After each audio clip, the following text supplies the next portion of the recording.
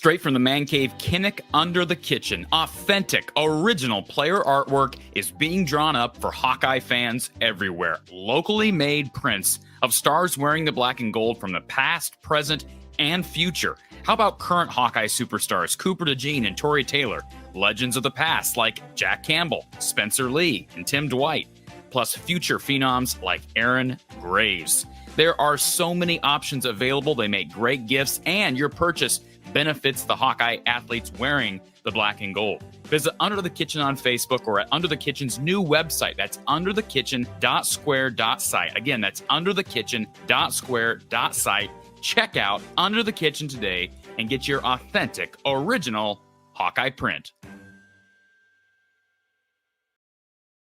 Iowa Floor Covering, a locally owned flooring store in Bondurant, Iowa that specializes in do-it-yourself projects. If you're a contractor or a DIYer, Iowa Floor Covering has your back. Right now at Iowa Floor Covering, get tough core click-together 4.5 millimeter waterproof vinyl flooring for $269 per foot when you install it yourself. That's a much better value than you'll find at any of the big box stores. Looking for other types of flooring? They can help with that too. Between their exceptional product knowledge and commitment to customer service, the guys at Iowa Floor Covering will provide everything you need to complete your DIY flooring project. So what are you waiting for? Skip the box stores now and visit iowafloorcovering.com/DIY. That's iowafloorcovering.com/DIY. Promotional pricing only available with self-installation. Well, we are here on the 27th day of December. I am joined by a very familiar and friendly face. Coach Don Patterson is with me. I'm Corey Brady, your host from the Hawkeye of the Storm. This is a special edition of one of my favorite shows to do, and that is Hawkeye Hangout, where we talk with fans, usually about nothing in particular, but it always seems to be like something in particular is pressing. And this week, of course, Don, we got a game to talk about. Final game of the year. Once again, the college football season has come and it is nearly gone. And in the midst of the transfer portal and recruiting, we just got done with National Signing Day a week ago. Football is still very much happening, and we've got bowl games this evening and, of course, New Year's Day bowl action, including the Hawks and the Tennessee Volunteers. First of all, thank you for being here, Don. How'd your so early start to the winter go? I know we're about, 6 official days into the winter. It doesn't feel like we've had it yet. Yeah, we've been lucky so far. I say that because I'd still prefer our weather be a little more like Texas in the wintertime. But we can't get the weather. It's certainly been nicer than you would expect this late into this.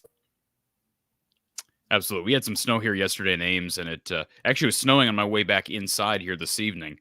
But ground's still warm enough that nothing's really collecting, and boy, I'll take that. I will take that. It has not felt like the cold season yet, and every month that we like this what we've had is like what they have out in Oregon and what they have in like Arkansas, more mild, middling climates. So I do appreciate that. Of course, this is a call-in show, so encourage everybody, if you're watching at home or on the road. Well, if you're on the road, be safe. Please don't be calling in unsafely from your car. But be sure to be a part of the show. Our number is up on the screen, 515-635-1601.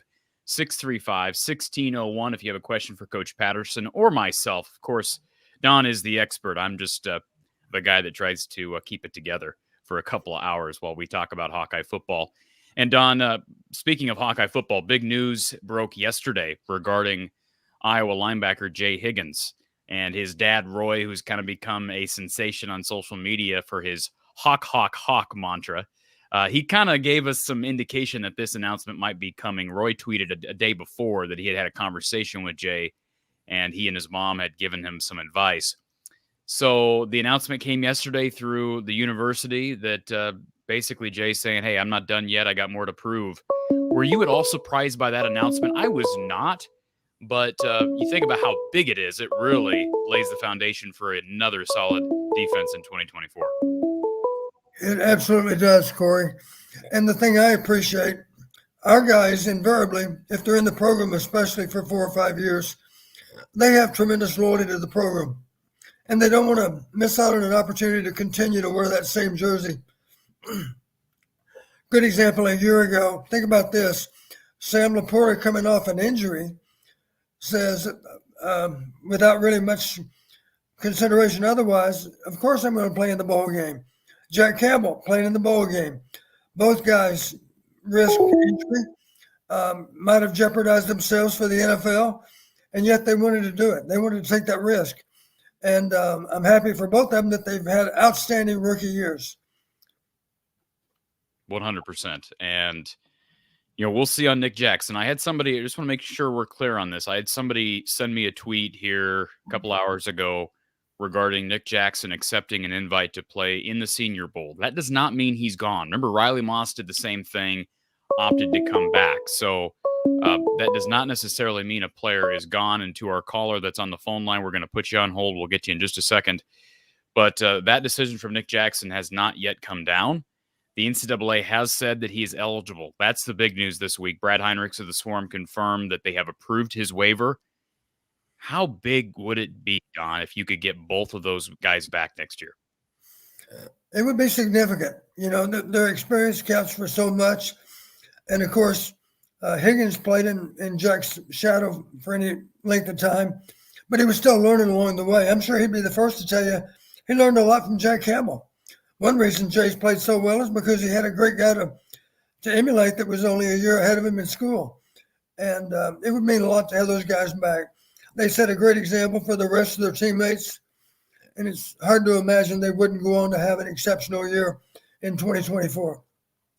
Not that anybody cares about who my favorite player is of all time or my favorite player on this roster. Not that I necessarily typically have favorites. And if Jay Higgins had decided to go to the league, maybe he got a 3rd or 4th round grade in the league, I'd be like, hey, I don't blame the guy for leaving and getting a couple $1 million to start off his career. But here's what I'll say about his decision to return for whatever reason, whatever the reason was ultimately that caused him to want to come back. He is going to go down as one of my all-time favorites because of what you just said, Don. He waited his turn. He bided his time. He could have entered the transfer portal and left. A really talented kid. He could have probably transferred to a number of Big Ten schools. Heck, he's from Big Ten country, from Indianapolis. He stuck it out here. And with the COVID season, remember, he also came here during the whole discrimination controversy of 2020. He was part of that 2020 class. He stayed locked into his commitment, put faith in the program. They, in turn, apparently put faith in him. Sounds like he's got a really strong relationship with Seth Wallace, Phil Parker, and Kirk. These are the stories that you love coming out of college football, and they're few and far between in this new NIL transfer portal era. You're right. Jay has done exactly what I always encourage my players to do. I started off by telling them, you don't have to be a starter on this football team. You don't have to be second team. What you do need to do, you need to be the version. And if you have second team on the depth chart, you be the best damn second team player you can be. It's only a matter of time before we need you in a major way. In Jay's case, it wasn't critical that he be ready to assume that star status until the fall of 23. He played in Jack's shadow, but there's no doubt in my mind we had a wonderfully good second-team linebacker last year behind Jack Campbell. He's a star now. Jay Higgins is a star. And I've had the conversation with the kid. His dad obviously exudes positive energy. We've talked about him. We'll continue to talk about Roy. We hope to get Roy on this very show, but just a great story. And I'd say the same thing about Cooper DeJean. We've not gotten a decision yet on Cooper. Expect an announcement coming, I would guess, based on the indications I've gotten. That decision, that announcement is going to be coming after the bowl game at some point. I don't think we're going to get a shocking announcement before Monday, but do expect to hear more. But these are the stories that still make Kirk Ferentz special at this program. His ability, I'm not giving him exclusive credit for getting Jay back, but there aren't many programs getting players like this back. Like a Jay Higgins at Iowa might enter the portal and go somewhere else to make money.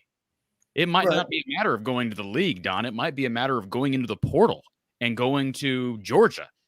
Now, he's not this physical specimen maybe that Jack Campbell was, but he's kind of like Josie Jewell in that just a hard worker. He's got a knack for the football. He led the Big Ten in tackles, led the Power 5 in tackles.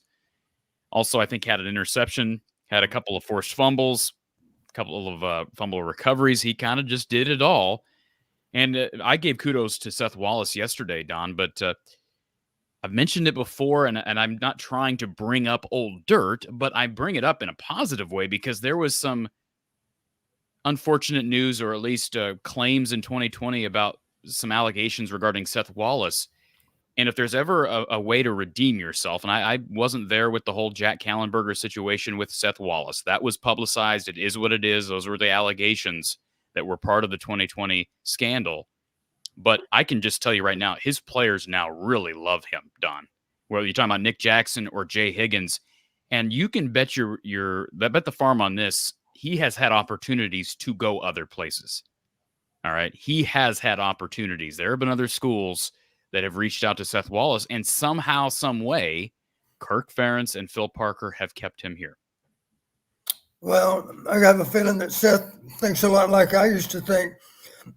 For me, it never has been about money. It never was about money. And maybe Seth feels that same way. He's not going to leave here just because the next job pays a little more. He's making a good salary here. He's got great loyalty to Kirk because Kirk gave him a great opportunity some years ago, and he's taken full advantage of it. Let's go to our first caller here at Hawkeye Hangout with Coach John Patterson. Thank you for calling the show. Who's on the line?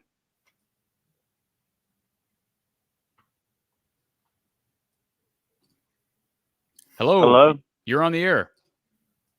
Oh, okay.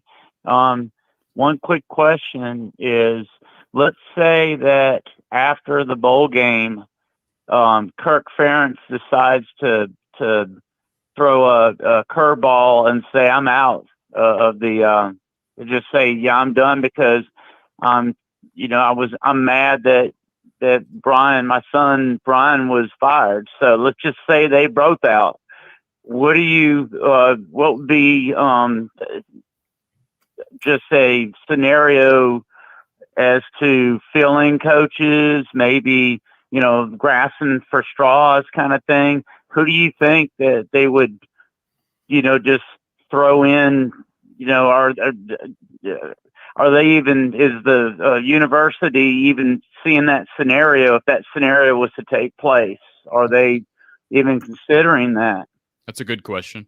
I don't think Kirk's going to do that. I've been on the record and saying that. I think it's a fair question, and I would say that it's more than likely Phil Parker would be that guy, assuming Phil was willing to be that guy. If Kirk all of a sudden said, you know what, maybe they win 11 games, and Kirk's just like, this is a huge accomplishment. I don't like what happened with my son this year. I don't like where the Big Ten is heading. I don't like NIL and transfer portal. Maybe he surprises everybody, shocks everybody, and does that, Don. Phil would have to be the first guy that Iowa says, hey, can you please fill in? Now, no pun intended when I say fill in for Phil Parker. But my point is, I got that. Assuming that Phil Parker would do that and he wouldn't walk away with Kirk. Any other thoughts on the question? I think it's a fair question. Well, first off, knowing Kirk as well as they do, it would be absolutely shocking to me if that happened, simply because Kirk is not a disingenuous person. If he were disingenuous, maybe he would throw us a curveball after the game, but he's not. So I'd be absolutely shocked if that happened. But would you agree that Phil Parker would have to be the guy in that scenario? Phil would need to be on the short list of candidates to replace Kirk if it happened with that particular time frame. Okay, let's go back to our call-in line. Thank you for calling our Hawkeye Hangout show with Coach Patterson, who's on the line. Hi. Hi. Okay, am I online now? You're on the air. You're talking to Coach Patterson. Okay. Hey, Coach, this is Joey Collins. Thanks for the heads up to call in today. Joey, how are you?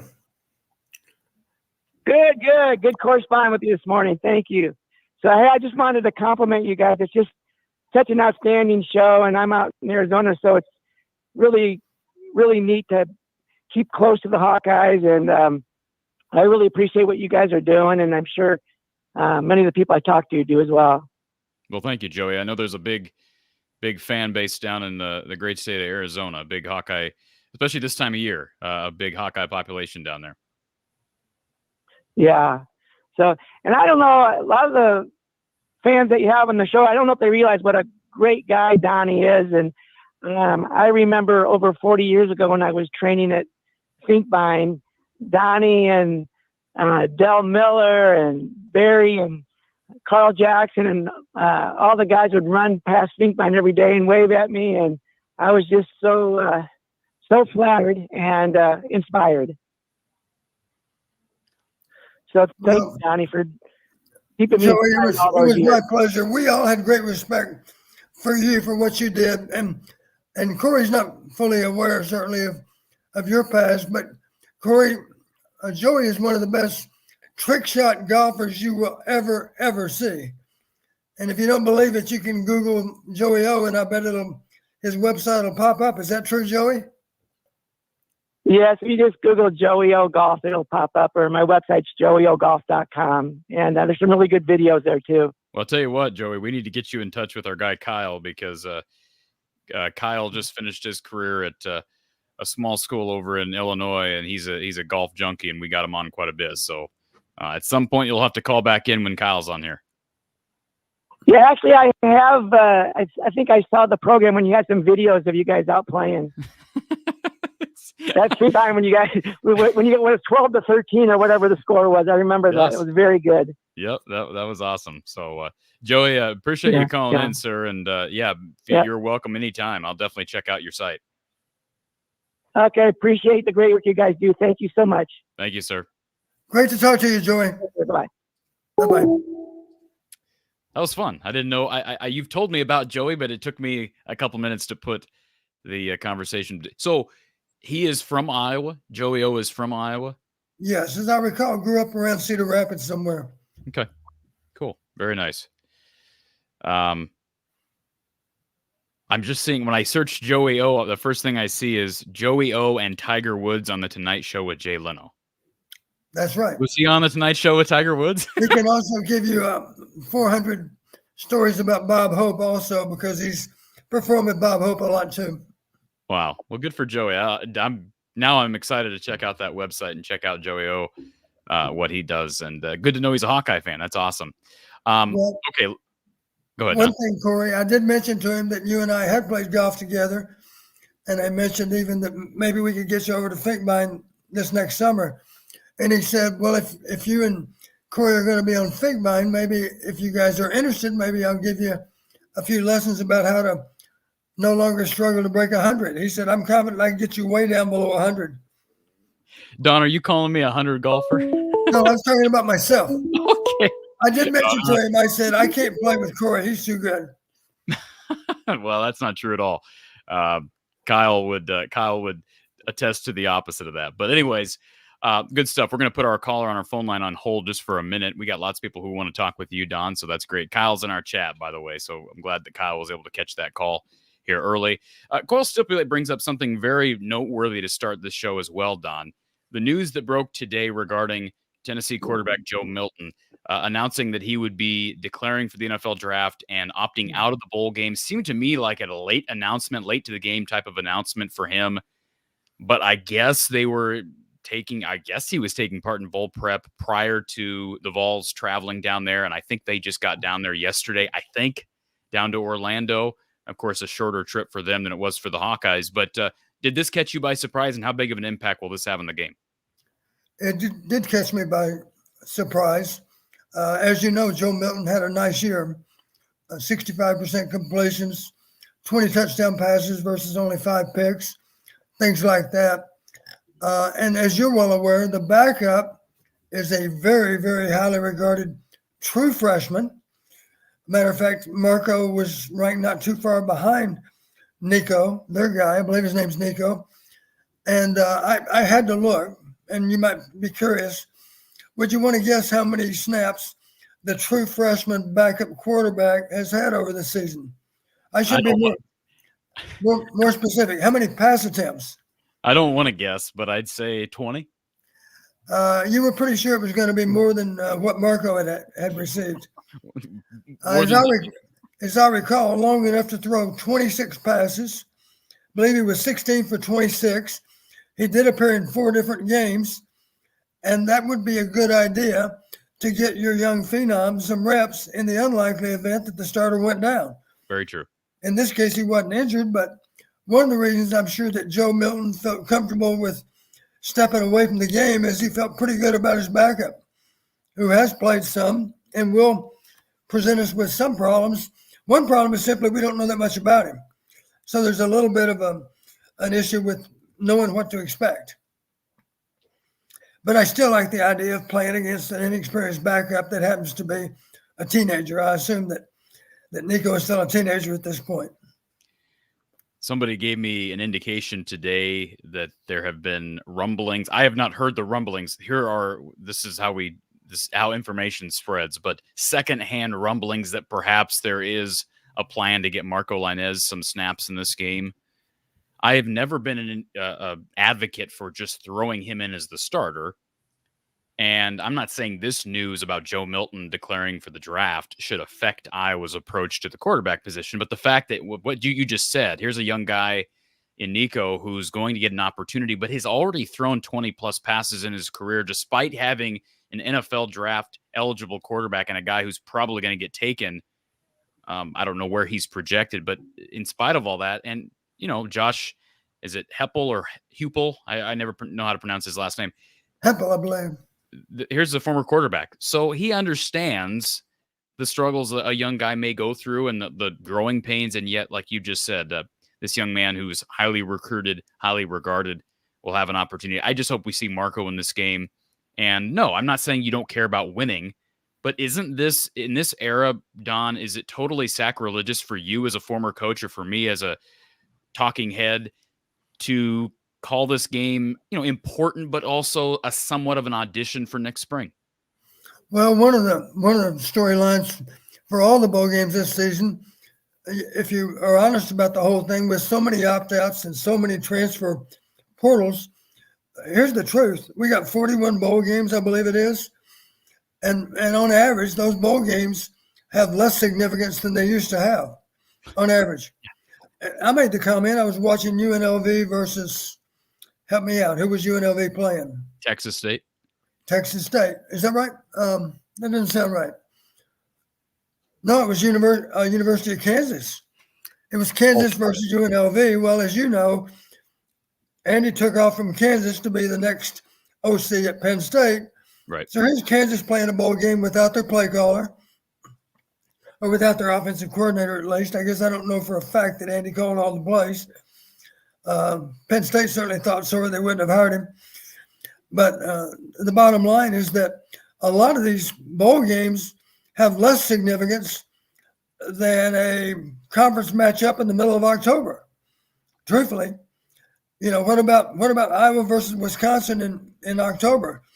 That has as much or more significance as a bowl game at the end of the year. Now, I'd like to think our bowl game has more significance because we have a chance to win our 11th game. But I've been very tired of watching a 6-6 team battle against another 6-6 team to see who has a winning season. And that's what we've had here in the early stages of bowl season. Too many bowl games. It would please me if it wasn't quite so easy to be a bowl team. It's ridiculous that more than half the teams play a bowl game. My opinion. But listen, can I challenge you on that for a second, Don? Sure. Why does it matter? Why do people take offense to people playing games in late December? Why does it matter? It's nothing wrong with it, but I guess my point is the average fan, think about, how about a family of 4 that lives in Des Moines, and now there's a bowl game in Florida. What do you think it's going to cost them to go to Florida with their children, even if they're trying to cut expenses, even if they have to get in the SUV and make a drive? And of course, you've got motel rooms coming and going, and you've got a pretty stiff price on tickets, I'm sure, and not to mention lodging once you get there, meals in between. It's not a cheap proposition for the average family. And let's face it, the average family, their earned income this calendar year in 2023 doesn't go as far as it did 1 year earlier. So a lot of people are strapped for cash right now. and they're just forced to make hard decisions. They love the football team they like to support, but it's really money that they don't really have to make that trip. But what impact does that have on the game happening or not? It has an impact on pressure on fans for traveling. Like, I don't blame these stadiums that are almost empty with bowl games. And people may say, well, it's kind of ridiculous that there are games with no fans, but like, the games must be making money because they're sponsored and they're on television. I heard what's the old Super Bowl company? Avocados from Mexico, right? They deserted their Super Bowl advertising to sponsor a bowl game and the college football playoff. There obviously is money involved here. I love football, Don, just like you do. And do I love the fact I lost you, Corey. Do I love the fact that a 5-7 Minnesota team that probably deserved to be 4-8 got in? Not really. That kind of annoys me.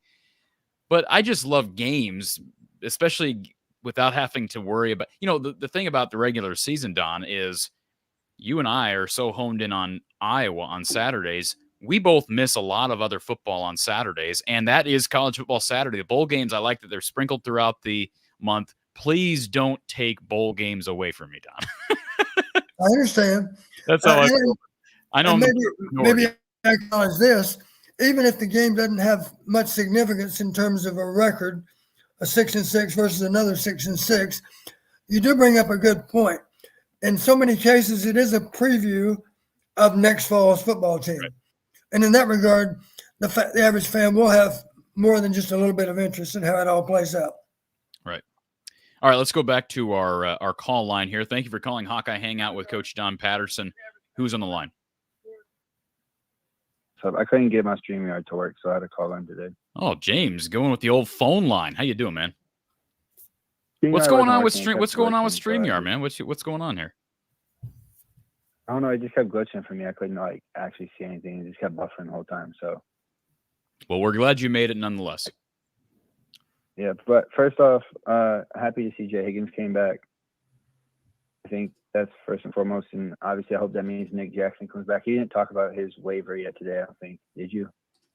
I just mentioned it yesterday. Yes, Nick Jackson's waiver has been approved. Don and I talked a few minutes ago about how the news that broke, 5 or 6 days ago, that Nick Jackson accepted an invitation to play in the Senior Bowl does not impact his ability to come back. He has not made that decision. He still has up until a certain point. I don't know when the Senior Bowl is, but Don, the early declaration deadline is January 15th. So he's got to make a decision by January 15th. I don't know how the Senior Bowl is affected. They may need to know earlier, but I think there's a good chance he comes back. And I think part of that is just intuition based on the fact that we've already gotten an announcement from Jay Higgins. The fact that announcement came just about a day after Nick's eligibility became clear. I think it's great if some of these athletes that come back, I'm not saying you're going to get all 6 back or 4 of the 6 or whatever. I think it's great if these athletes spread the wealth a bit, not all announce on the same day, because I do think this is something to celebrate. And for the reasons I brought up earlier, it's just so almost unprecedented in this day and age of college football. And it's the last year for COVID affected athletes to get that free year. So this is it. I mean, we're not going to be able to talk about, Deshaun Lee doing this in a couple of years, or Cohen Intringer doing this, or even Xavier Wampa doing this. So I just think it's something to celebrate, and I'm happy for Jay. If Nick leaves, no ill will. He came here and gave Iowa a lot in 1 year. And the good thing is, with one of them back, I feel like you're in a better spot. And I'm not saying that Shire and Hero and all them can't do the job, but with one of them back is better, obviously, than having none of them back. At least if you get both, obviously that's better than nothing. But it's better than having one. But if you can get one back, at least, which we have, at least that makes it better, because you can at least have the trust on one end, and maybe the youth, and he can help whoever it is, whether it's Hero or Carson Shire or whoever it is at the other spot, if Nick doesn't come back. Yeah, absolutely. I mean, you got faith in what Seth Wallace does, and we've talked about Phil Parker's pedigree, but how about Seth's, and what you just said about Carson Shire? As long as he stays healthy, he's going to be he should be a factor for playing time next season, regardless of if you get Nick Jackson back. And then, as we've talked about on the show before, James, talking about recruiting, they got young guys like Ben Keeter and Aiden Hall and Derek Weisskopf now, who will be a true freshman. You can throw Jaden Harrell in there, I feel like, too, because he played a little bit last year, too. So I think this name you can kind of throw in there, too, maybe with if he comes back with a chance to get some playing time. I think people expected him to kind of take a jump sooner, but sometimes it takes a little bit for guys. But he was a highly regarded kid at high school as well. Good point. And then another thing, too, I want to say, do you see what Schulte said in his interview when they asked him about him coming back, about Higgins coming back? I'll be quite frank. I have not watched any of those player interviews that you're talking about, but no. You want to know what he said? What'd he say? He said that it makes it easier. It would make it an easier choice for him knowing he's coming back. So, like, not that he will come back, but it makes it like kind of a harder but an easier decision where it's like he knows he'll be back if he makes that choice to come back. He knows he has somebody with him. It's kind of what he said. Oh, yeah. Well, frankly, this is going to sound kind of short-sighted, Don, but what is Quinn Schulte's draft prospects if he leaves? Do you think? I know you're not an NFL I don't think scout. there's any. If he's got an option to come back, I would think he'd be a free agent is what I would think. So I would think that if you were Quinn Schulte's coach, or I don't want to say dad because we don't know what's going on within the family, but like if you were someone close to Quinn, knowing you, Don Patterson, would probably say, hey, I've played college football. I've coached it for years. Come back. I mean, we can't make you, but you will. You want to come back. You don't want to make these decisions for young like men, but it would actually be in your best interest to come back. Right. Because you're not going to get the attention that you might think this year. Right. But it'd be interesting to see kind of what they do. And obviously, you want to win this game just because I feel like, obviously, to go out. And it's going to be tough to see Nico. Nico's a good quarterback, but you don't know either. He has to face a defense he's never seen before. He hasn't played much snaps at the Division I level either. So it goes kind of both ways. Because because you're highly touted, it doesn't always mean you're going to pan out to be what they say. No, it doesn't. It's his first. If it's his first, it is his first career start, right? He hasn't started a game, Don. Yeah. He hasn't started any game. He played some in relief, but he hasn't started any. Yeah, I mean, I would expect he's going to have a lot of problems. Now, it is to his advantage that Cooper's not playing, but I mean, look at how much that defense tormented the Kentucky quarterback, all the Kentucky quarterbacks a year ago at the Music City Bowl. I mean, it was a 21-0 shutout. You had a couple of pick sixes in that game. I'm not saying it's going to happen again, and Tennessee is a better offensive team without question than Kentucky was a year ago. They don't have the running back, though, didn't they one the running back and their top receiver opt out? Or they're down their they're down their quarterback, they're down their running back now, very similar to what we saw 2 years ago in the Music City Bowl. Don? Top two running backs. Jabari Small just yesterday said, I'm out. And he was a productive player. He ran for 475, averaged 5 yards a carry. So their number one and number two running backs are out. And remember 2 years ago in the Citrus Bowl, which is not a bad bowl game historically. 2 years ago in the Citrus Bowl, Will Levis was out for Kentucky. Chris Rodriguez Jr. was out for Kentucky. This is the norm now with the new bowl system. Right. But can we say one thing? And we still lost the game. One team that had that. My bad. You're good, James. What is one team that hasn't had very many opt-outs in the past 3 years? One team? Yeah, we're talking about them. Iowa don't have very many opt-outs. I think Tyler opted out, but not a lot of guys opt out from Iowa. They usually play in the bowl game, and I think that has something to be said with. Does that make sense? Amen. Yeah, it is. It is something to celebrate. And, Kayvon Merriweather is another one that opted out. And I don't blame any of those young guys for opting out. But I think isn't that something? Don't you have to give some credit to the head coach for the culture Absolutely. that's on? You have to give, and Kirk would simply say you got to give credit to the culture of Iowa football. Let's not forget one thing that makes Iowa different. As I used to say to the recruits in Texas, we're the Dallas Cowboys of Iowa. We don't have professional sports. So you're someone special to play for Iowa, and you'll feel that every day that you're at Iowa. Anything else, James? It'll be interesting to see. And are you doing a show after the game? Obviously on Monday, right? Oh, of course, absolutely. Of course. And it would be interesting to see hopefully the men can get a win here. What, Saturday? Is it Saturday? I think women are. I thought that's a good question. I need to look it up. Women are tomorrow. Women are tomorrow. No, women aren't tomorrow. Women play Saturday. Women play Saturday, men play Friday. The men play tomorrow. Okay, yeah, Friday. Okay, yeah. Friday. So it'll be interesting to see. Hopefully we can get some wins before that, and hopefully we can win, and hopefully we get some good news. Obviously, I will take everybody back that wants to come back as a fan, especially Cooper. Cooper wants to come back another year. But it's obviously they don't choose to either. That's their choice, and I appreciate everything they've done for how many years they've been in Iowa. So in general, we're just going to keep hoping, and we know we can develop pretty well. So I'm not really scared if anybody doesn't choose to come back, but I hope they all do, and if they don't, I hope them good endeavors in the rest of their life. Yep. Absolutely, James. Yep. Talk to you later. Thank you, sir. All right. Couple things here in the chat before we get to our next. We got a number of people here waiting in the queue. Erica wants to know, Don, did you feel like puking after you saw someone put spicy mayo on a Krispy Kreme donut during the Mayo Bowl? I would have been content just to take a bite out of the donut, I think. Don't believe I need the mayo. I like mayonnaise in its proper place, just for the record. I know some people hate I agree. mayonnaise, but my idea of a cheeseburger would include mayo. Okay. Well, BLT. BLT would be mayo also, yes. What was Billy Crystal's go-to sandwich of choice in The Princess Bride? Bacon, lettuce.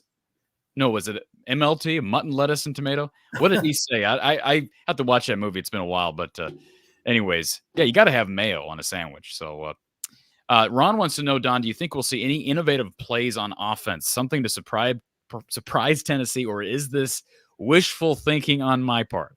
Can I answer the question first? I think it's the latter. Wishful thinking on your part, Ron. It's wishful thinking. If we didn't see it against Michigan, why on earth would we see it against Tennessee? Chance, but I wouldn't bet on it. And keep in mind, too, this is Brian Ferentz's last game as the offensive coordinator. If you see a guy like Marco Lainez, I can just tell you he has got an athletic edge that we have not seen out of that position in a long, long time. So there's just pure sake of athleticism, there's a chance. I think back to what Iowa was coming off of in 2015. So remember, 2014 was kind of a lousy year. They actually, ironically enough, Don, they played Tennessee in the bowl game at the end of the 2014 season. They go into 2015. Jake Rudock is shipped off to Michigan. C.J. Beathard starts the year. What do we see against Iowa State? A couple of electric plays on the ground from C.J. Beathard. And that was like the first time in quite a while for me where I was like, wow, like this is exciting stuff to watch. Like most people were like, oh, it's okay, great. He can run for 15, 20 yards, but we're not used to seeing that with Iowa. Now we've had even more of a drought as it relates to mobility at that position. So if Marco plays on Monday, I would think that dude is just primed to make some plays. I hope I'm not overhyping him. I don't think I am. But I love the kid's athleticism, and he's a playmaker. So if we see that, we may have a chance at some electric plays, Don. I'm sure of this. Some of our listeners were watching West Virginia and North Carolina tonight, and I was amazed. I don't know if Green, the quarterback for West Virginia, I don't believe he was the starter to start the season. Maybe he was. This much I do know. He was a little bit undersized, probably no more than 6'1". But I'll tell you what he could do. He could throw and he could run. He was a dual threat quarterback, and I'm pretty sure that they held on to win the game. They were up by 17 with maybe 8 minutes to play. So I'm pretty sure that West Virginia beat North Carolina. Well, we might as well just we might as well just confirm that. I'm going to brag on myself a little bit. I think I've had 4 or 5 straight bowl picks that were correct. Don, I was in a very ugly fashion down to 9-9 with my picks straight up in the bowl games. But I think I have won the last 4. And as far as West Virginia did pull it out 30-10. So a dominant win for West Virginia. And how about this? We got a bit of a surprise over in the Holiday Bowl right now on Fox. USC leading 21-7 over on up on Jeff Brom's Louisville Cardinals. So we'll see. Second quarter, a lot of time left. USC with the ball, though, up 21-7. And then A&M and Okie State getting underway over on ESPN. So, that's one game I will go to the trouble of seeing is Louisville I shouldn't say at Southern Cal because it's a neutral site in San Diego, but that's a game I'm interested in seeing because you heard me say before, Jeff Brom will always show up with a good game plan. And SC might be up by 20, But the way SC plays defense, I wouldn't say that's a safe lead. Did you say 30-10 right now? 21-7. 21-7. I'm sorry, I was thinking of the West Virginia score, wasn't I? You said that was a final. Yeah, 30-10. Yeah. Gotcha.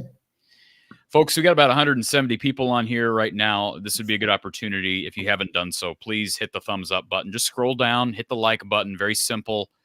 If you're not subscribed, certainly would encourage you to do that. It's very simple to hit the subscribe button. You can even turn notifications on by hitting the bell, but please hit that like button right now if you get an opportunity.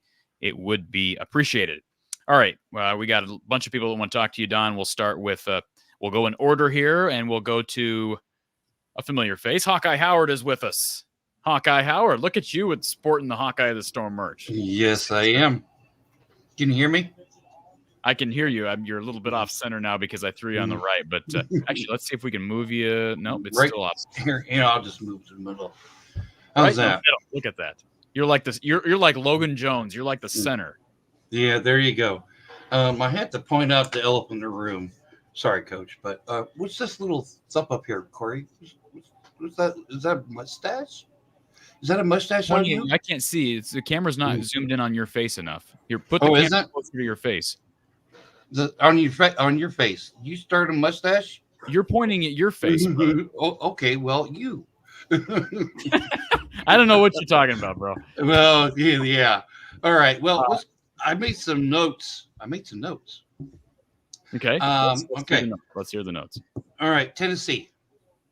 Let's talk about. They have 4 old linemen out. They have 1 D lineman out. They have 6 defensive backs out. 2 running backs. You know this, Coach. You said that earlier. 1 wide receiver, 2 linebackers, a quarterback that went to transfer. We heard that today. And the injuries, they're at 4 transfers. They have 10. Now, what's that say? That kind of mimics like last year, wasn't it, Kentucky? Well, it's been the last 2 years. I mean, every year has been like this since this era it began. Right, Don? Here's Iowa's. 2 quarterbacks. Of course, we know those. Injuries, 4. We know those. Transfers, 6. And we know most of those. So. And real quick, Hawkeye Howard, one of those transfers is a preferred walk-on, Jackson Filer. Mm-hmm. Another one was the backup third-string quarterback, Joe Labus. Marco had moved ahead of him.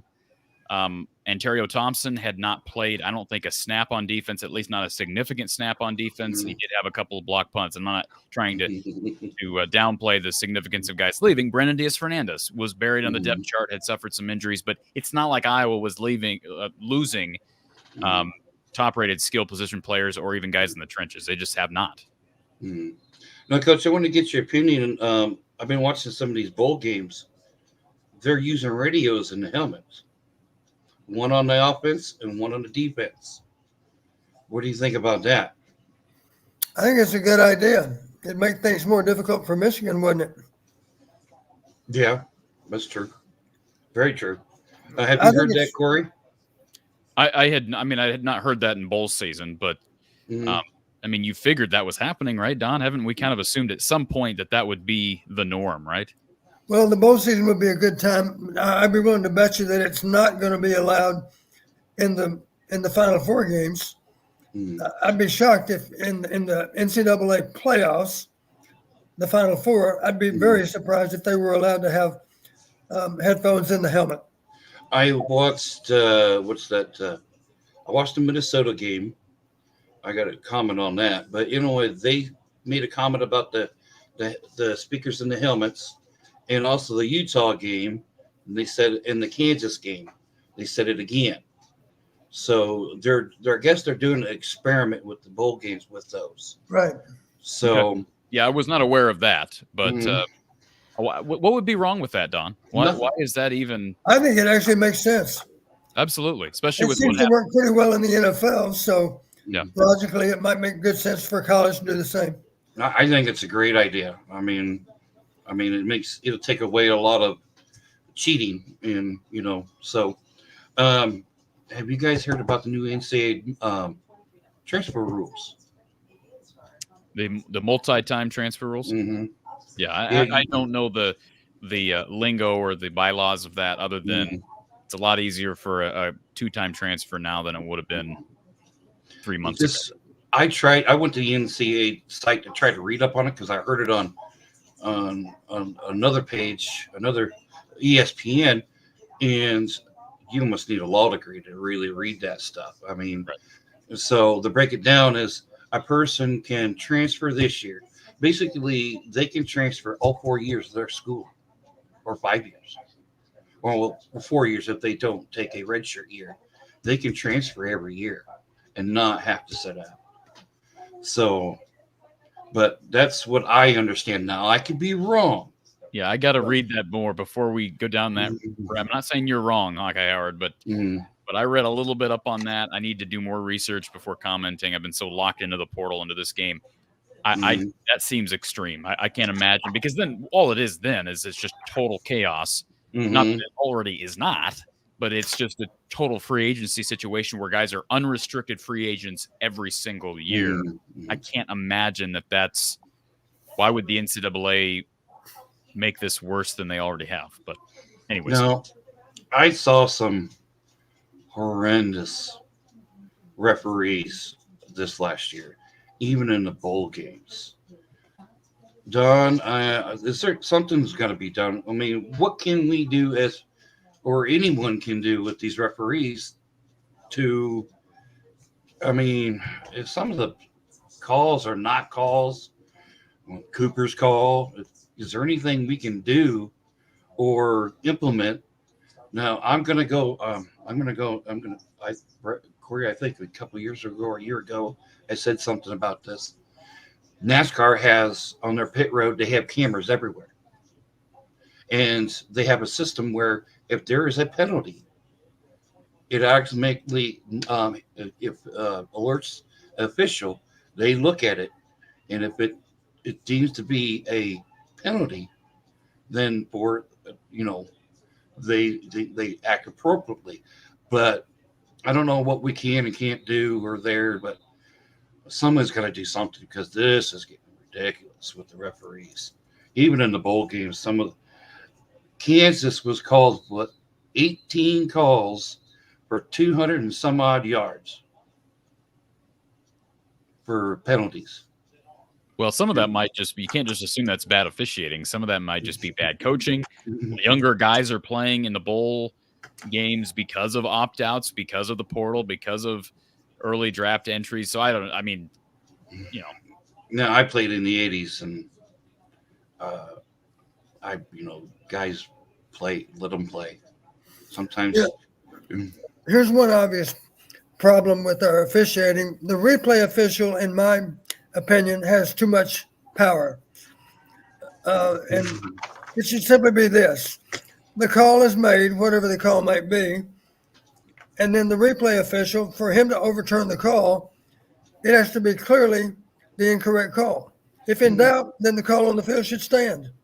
It really should be that simple. And in that scenario, of course, the punt return would have counted against Minnesota. That's what should have happened. I agree.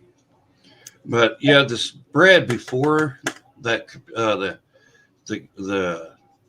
quarterback opted out was -8, and under and over was 35.5. But that's all changed now. Iowa will win. Iowa will win. Yeah. You know what? I'm going to say this. Boy, I'm going to get in trouble for this. If Deacon Hill's in there, we're losing. Plain and simple. He's a turnover king. I like Deacon Hill. All right. He's a big man like me.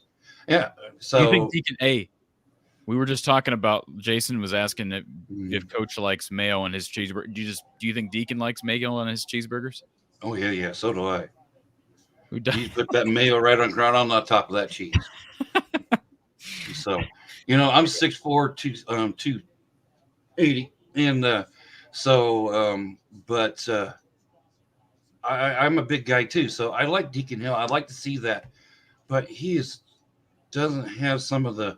I don't know. It's just like that sense someone's coming up on him.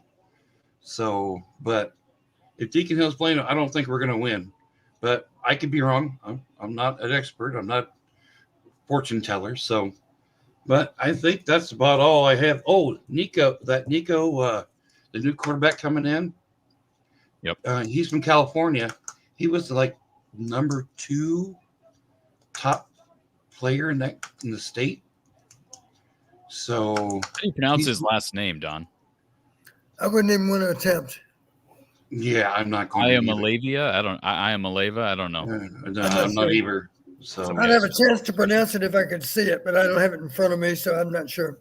Well, I'll throw it up right in front of you right here. Dino Chef from Knoxville. He says, "Hey Corey, Hawk fan living in Knoxville, wanting to know coach's thoughts on Nico. I am Malava. I think that's a good guess. True freshman quarterback starting for the Vols on Monday." You kind of talked about that a little bit earlier, Don, but well, I would make life difficult for him. Even if I planned on running X amount of stunts, I'd run more pressure blitz against the freshman than I would against the veteran quarterback. It's not too late in the week to throw in a few more pressures. So I'd come after him. Oh, yeah. I think he'll have a hard time being ready for all that. He's thrown 26 passes this year. That means he's probably taken 50 or 60 snaps. And that's not a lot of preparation to go against a team like Iowa.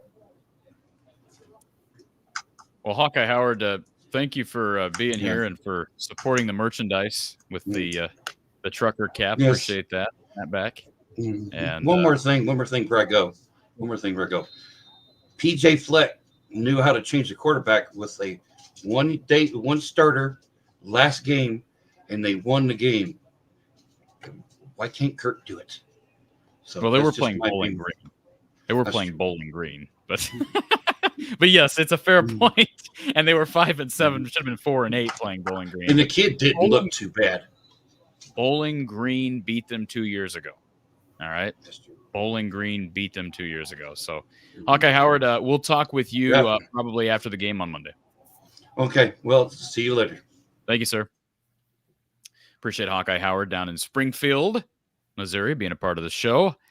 Do appreciate him. And before we get to our next caller, let's see here. So Bob brings this up, and I think Howard kind of summoned the whole line thing. Apparently, Las Vegas has got Tennessee at 70% chance of winning, or ESPN's got Tennessee 70% chance of winning.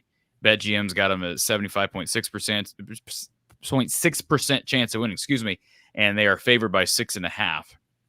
So that has apparently gone down.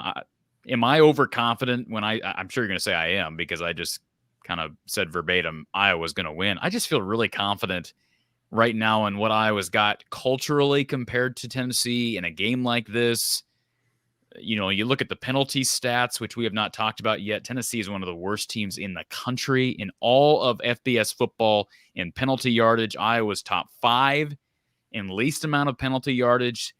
And I think in a game like this against this Iowa defense, a close game, penalties could be the difference. I just have a lot of confidence in Iowa winning this one. Let me just touch on the penalty aspect of it, Corey. In their 12 games, they averaged 71 penalty yards with their football team. Their opponent only averaged 40 yards per game. So that's a differential on average of 31 yards a game. It's a lot. That's a pretty significant differential. Now let's throw in the fact that they're playing us, and we are notorious for not getting many flags. Is it hard to imagine the differential might be 50 yards or 60 yards on the game? I think there's certainly a chance of that. That's our goal, is to play another clean game. Tennessee might have a few goals on their list, but none of them involve not getting any flags, because that's too much a part of what they do. So the best they could hope for is to be flagged less than 70 yards a game. So my point is, a 50-yard differential in penalty yardage is significant, because I guarantee you some of those 50 penalty yards negated big plays. Plays had to come back because there was a penalty involved. And in that regard, the effect is much more than just 50 yards of field position. Dino Chef is trying to help us pronounce this last name. The phonetic way of pronouncing it does not help me here. How would you sound that out, Don? Eva. I'm just trying to figure out. I always think of an accent on one particular syllable. Which one? It makes sense to me. It might be Imalieva. Be the second syllable. Imal. I think. Okay, that rolls off the tongue a little bit better. So that sounds Hispanic, right? Yeah, it does. So at least the way you said it, Don. Are you? Well, I can tell you're from the Southwest. I took Spanish in high school, and when I went to West Point, my brother gave me good advice. He was ahead of me. He said, when they ask you for a preference on language, whatever you do, don't put down Spanish because they won't give you your first choice. So I put down Portuguese, and I ended up with Portuguese. So, which is a little bit like Spanish. So it was okay to learn Portuguese. The only thing I knew for sure is I didn't want to try Mandarin Chinese. That was one option too. Are you saying that on purpose? I'm saying if I was in Brazil, I would be able to impress people with my grasp of the Portuguese language. Do you want to guess what language I took in high school? German. You won't. You won't get it. You won't. I'll give you 3 guesses and you won't get it. You've already gotten one guess. You're wrong when you say German. You took Latin. No, that's wrong as well. That was a good guess, though. No, decent guess. You got one more? No, I'm good. Mandarin Chinese. Did you really? Absolutely. Is it as difficult as people say? Yes. That's what I thought. I didn't even begin to try to understand, we went through the process of learning the actual Chinese writing, but just the pinyin, the actual, I don't know what you call that, but the letters, the actual letters, what we recognize to be letters, alphabet writing of Chinese is at least doable, and I can read it okay now because of my background. But I mean, as far as retention is concerned, I probably would have been better off learning Spanish, but I did take some away. I've been able to use it in a practical standpoint. A lot of Chinese population here in Ames, primarily because of the university. But anyways, I digress. Let's get back to our phone line. We've got OS for Hawks on the line. OS for Hawks, welcome. Good evening, gentlemen. You hear me all right? We gotcha.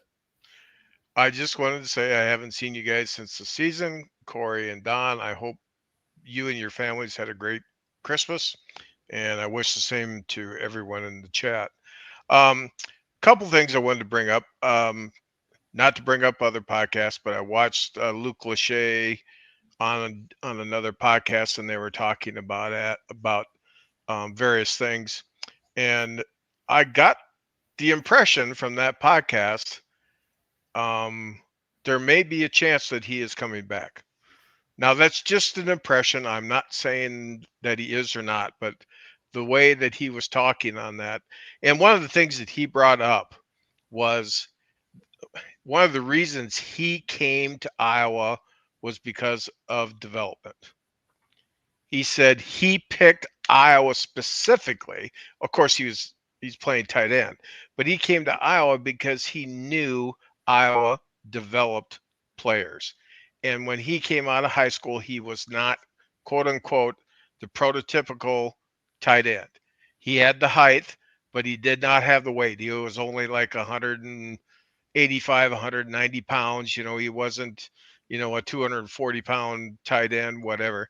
But he said he knew if he came to Iowa, they would do the development. And I just want to say that's one of the things I love about the Hawkeyes, because they do develop players, period. And I think that's a testament to the coaching staff. The one other thing that I wanted to bring up was golf. Corey, back in the day, I would have kicked your tail all over the golf course, I'm sorry to say. Well, first of all, I appreciate the. I just keep. But you've never even seen me play. I mean, I've never seen you play. For all I know, you could have been Elmer Fudd out there. Well, that's true, and I don't want to pat myself on the back, but I was single digit handicapper for most of my life, and that single digit handicapper was less than 5. Let's just say that for 18 holes. So you'd get along with her. And Kyle? I don't play anymore because I've developed a condition, and we'll get into it. I've got something called ankylosing spondylitis, and my back is messed up. I can't play golf, and I miss it terribly. But I just wanted to say I love when you guys start talking about golf because it gets my juices going. Well, And I appreciate if that. you ever want any advice, I would love to give you some because I used to play and I used to play pretty good. I'm gonna keep that in And mind. yeah, and basically that's all I got. I just wanted to wish you guys Merry Christmas, Happy Holidays, and I love your show. And Coach Don, I love your perspective always. You bring the technical side, the insight into the coach's side, and I think that's what makes this show so super. Anyway, you guys have a great holiday season. Thanks. Thank you, sir. Thank you. I greatly appreciate that. Maybe he could have taught both of us a thing or two about golf, Don. Is that I was fair? going to tell the joke. There was a guy that actually was very well known as far as being a titan of industry, and he was trying to learn more about golf, and he went to a golf pro for lessons. And afterward, he asked the golf pro, he said, "You got any last advice for me?" And the golf pro didn't know how much money this guy was worth. So his parting advice was, be sure to buy cheap golf balls, because the swing wasn't going to be worth buying expensive ones. So that might be the advice I would get if I took lessons from your caller. I don't know that he would have any advice for me other than buy cheap balls, because it's not going to matter with my swing.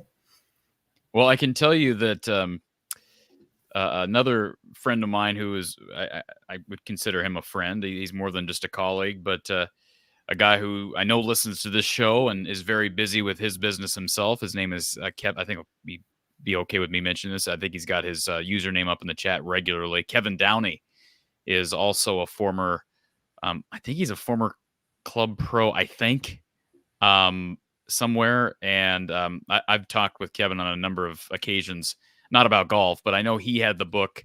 I just looked it up here because of that discussion. The Art and Science of Breaking 90, a guide to modern golf strategy and equipment, Don. So let me, just for everybody that wants to know this, I'm sure all 180 people want to hear this conversation.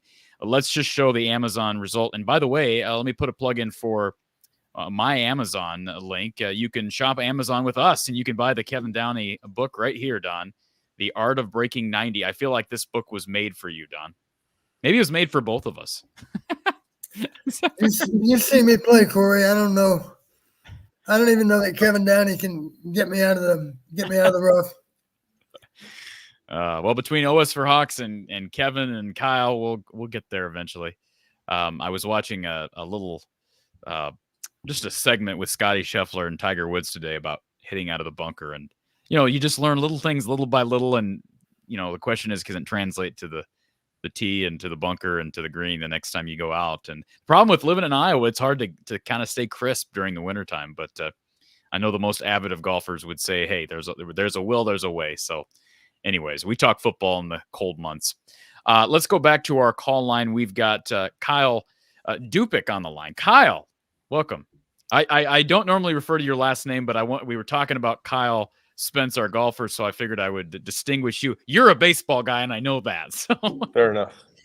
Yep.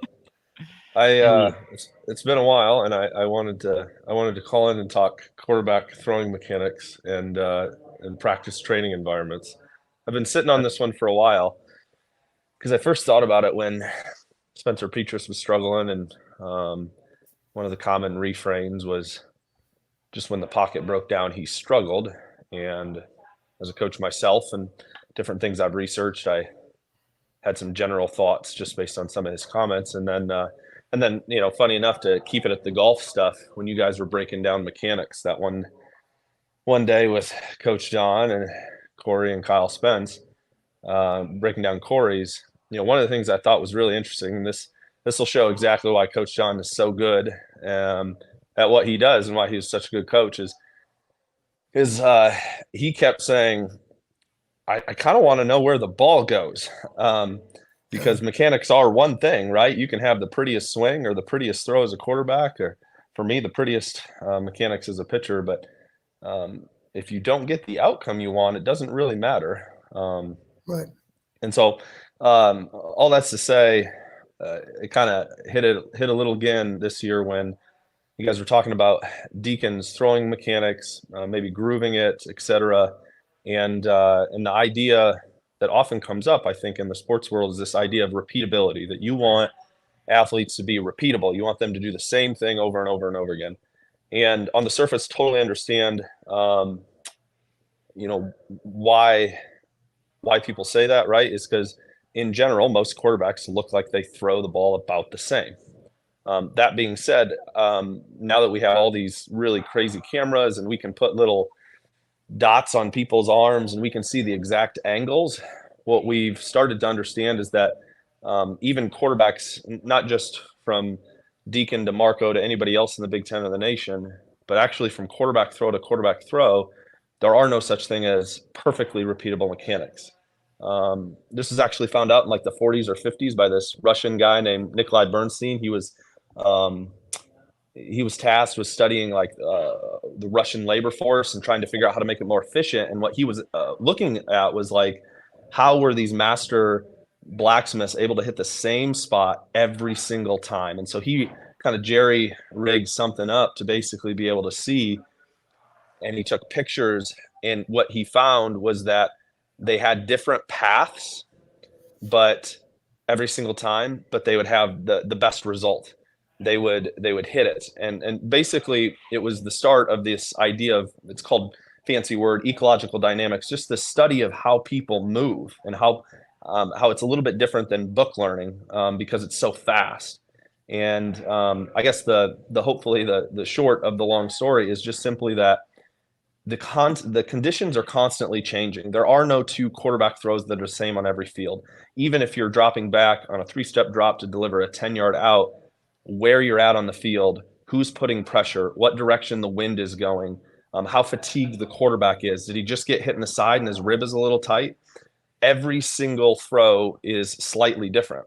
And so what that means as coaches, and what we're starting to realize, is it's actually really beneficial and helpful to create variability within practice. Heard a stat on ESPN radio a few weeks ago. Patrick Mahomes is the only quarterback in the league who's better when he breaks pocket than on play action pass, which makes absolutely no sense, except that he's the best quarterback in the league, and the best quarterbacks in the league do crazy stuff. And so basically there's this idea out there within this world of ecological dynamics that understands how people learn. It's called repetition without repetition. Basically, can you repeat the same outcome without having to repeat the same mechanics? Doug Flutie used to do this, right? Sidearm throw one here, jump pass another, overhand throw. Basically, can you get the same outcome? That doesn't mean one throw is going to be underhand and another is going to be a straight elbow.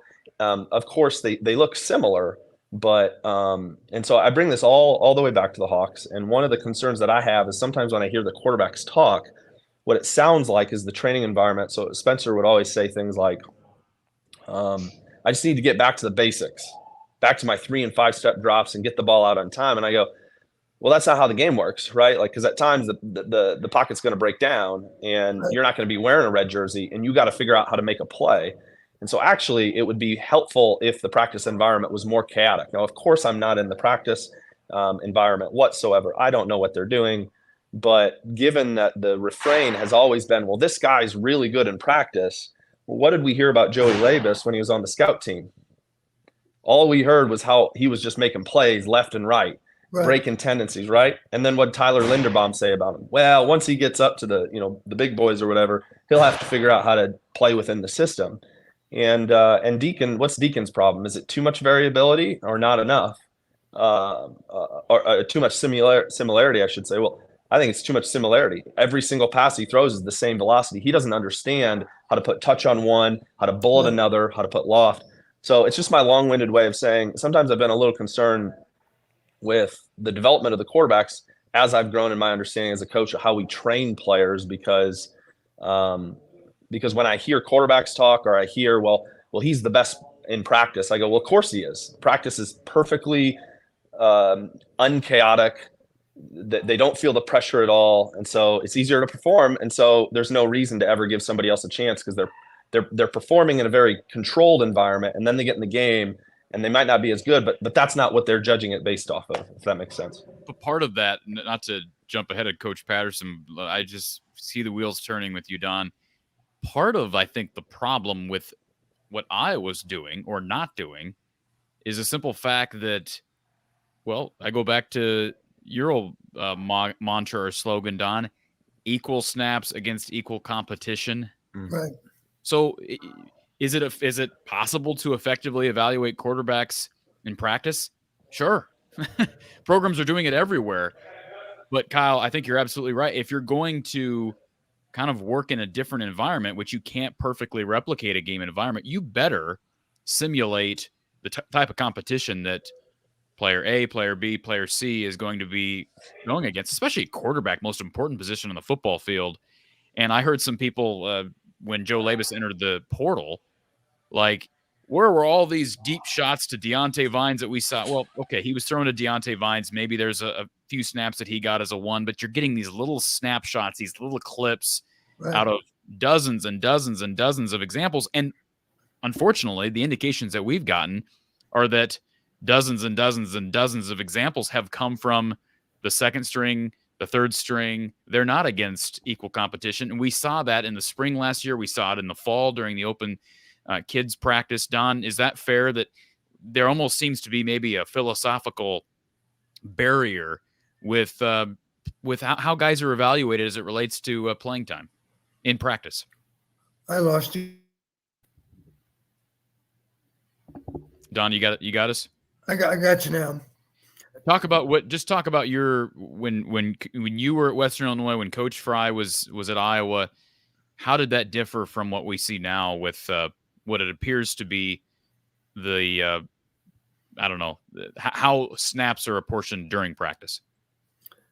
Well, first off, if a quarterback, if a coach, any coach, doesn't matter who, if he says, this guy's a real mystery to me because he practices really, really well, and yet he disappoints us on game day, the first question I might have for them is, would you consider making practice a little more game-like?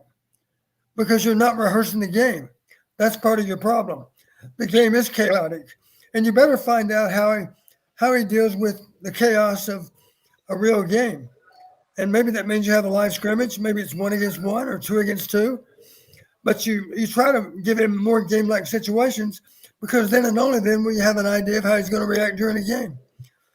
If practice is too easy, you're not doing a good job of preparing him for the game. Amen. I just wish there was a little more creativity, because I think that there's this thought that and this is more of an older understanding of coaching, but as a coach, I have all the answers, and I will disseminate that information into your brain and sort of download it. And then that will allow you to then make a split-second decision, because you have all the answers in your brain and you can recall in 0.02 seconds, right? That's not how the brain works. That's not how the body works. A coach's job is not to have all the answers and disseminate them like a textbook classroom teacher would. A coach's job is to create an environment that is like the game, or probably more challenging. And so simple ways that I've thought as I've studied this more and more is, like, why not, like, when you're running drills and whatnot, you know how when they do, sometimes they do timeouts, and the offensive line for the Hawks will stay on the field, and then everybody else. I kind of like that. I don't know if other teams do it, but I just like it as a Hawkeye thing. But, like, in practice, why not have the offensive line coach walk up there and go, hey, right tackle, you're whiffing this time. And the quarterback doesn't know, right? So what have you done? You've created a game-like situation where now he's going to get pressure from his right side, but he doesn't know it's coming.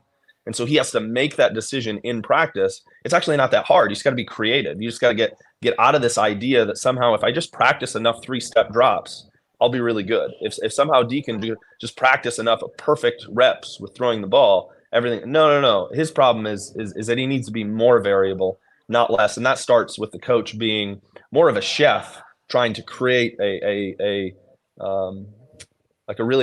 masterpiece in practice that challenges the guys and helps them fail and find solutions. Because in the game, they're going to be presented with problems that they have to solve on the fly. And that's the thing that I always thought about Spencer is like the only thing Spencer could do is solve one problem. Perfect, clean pocket, 3 to 5 step drop. That's the problem he could solve.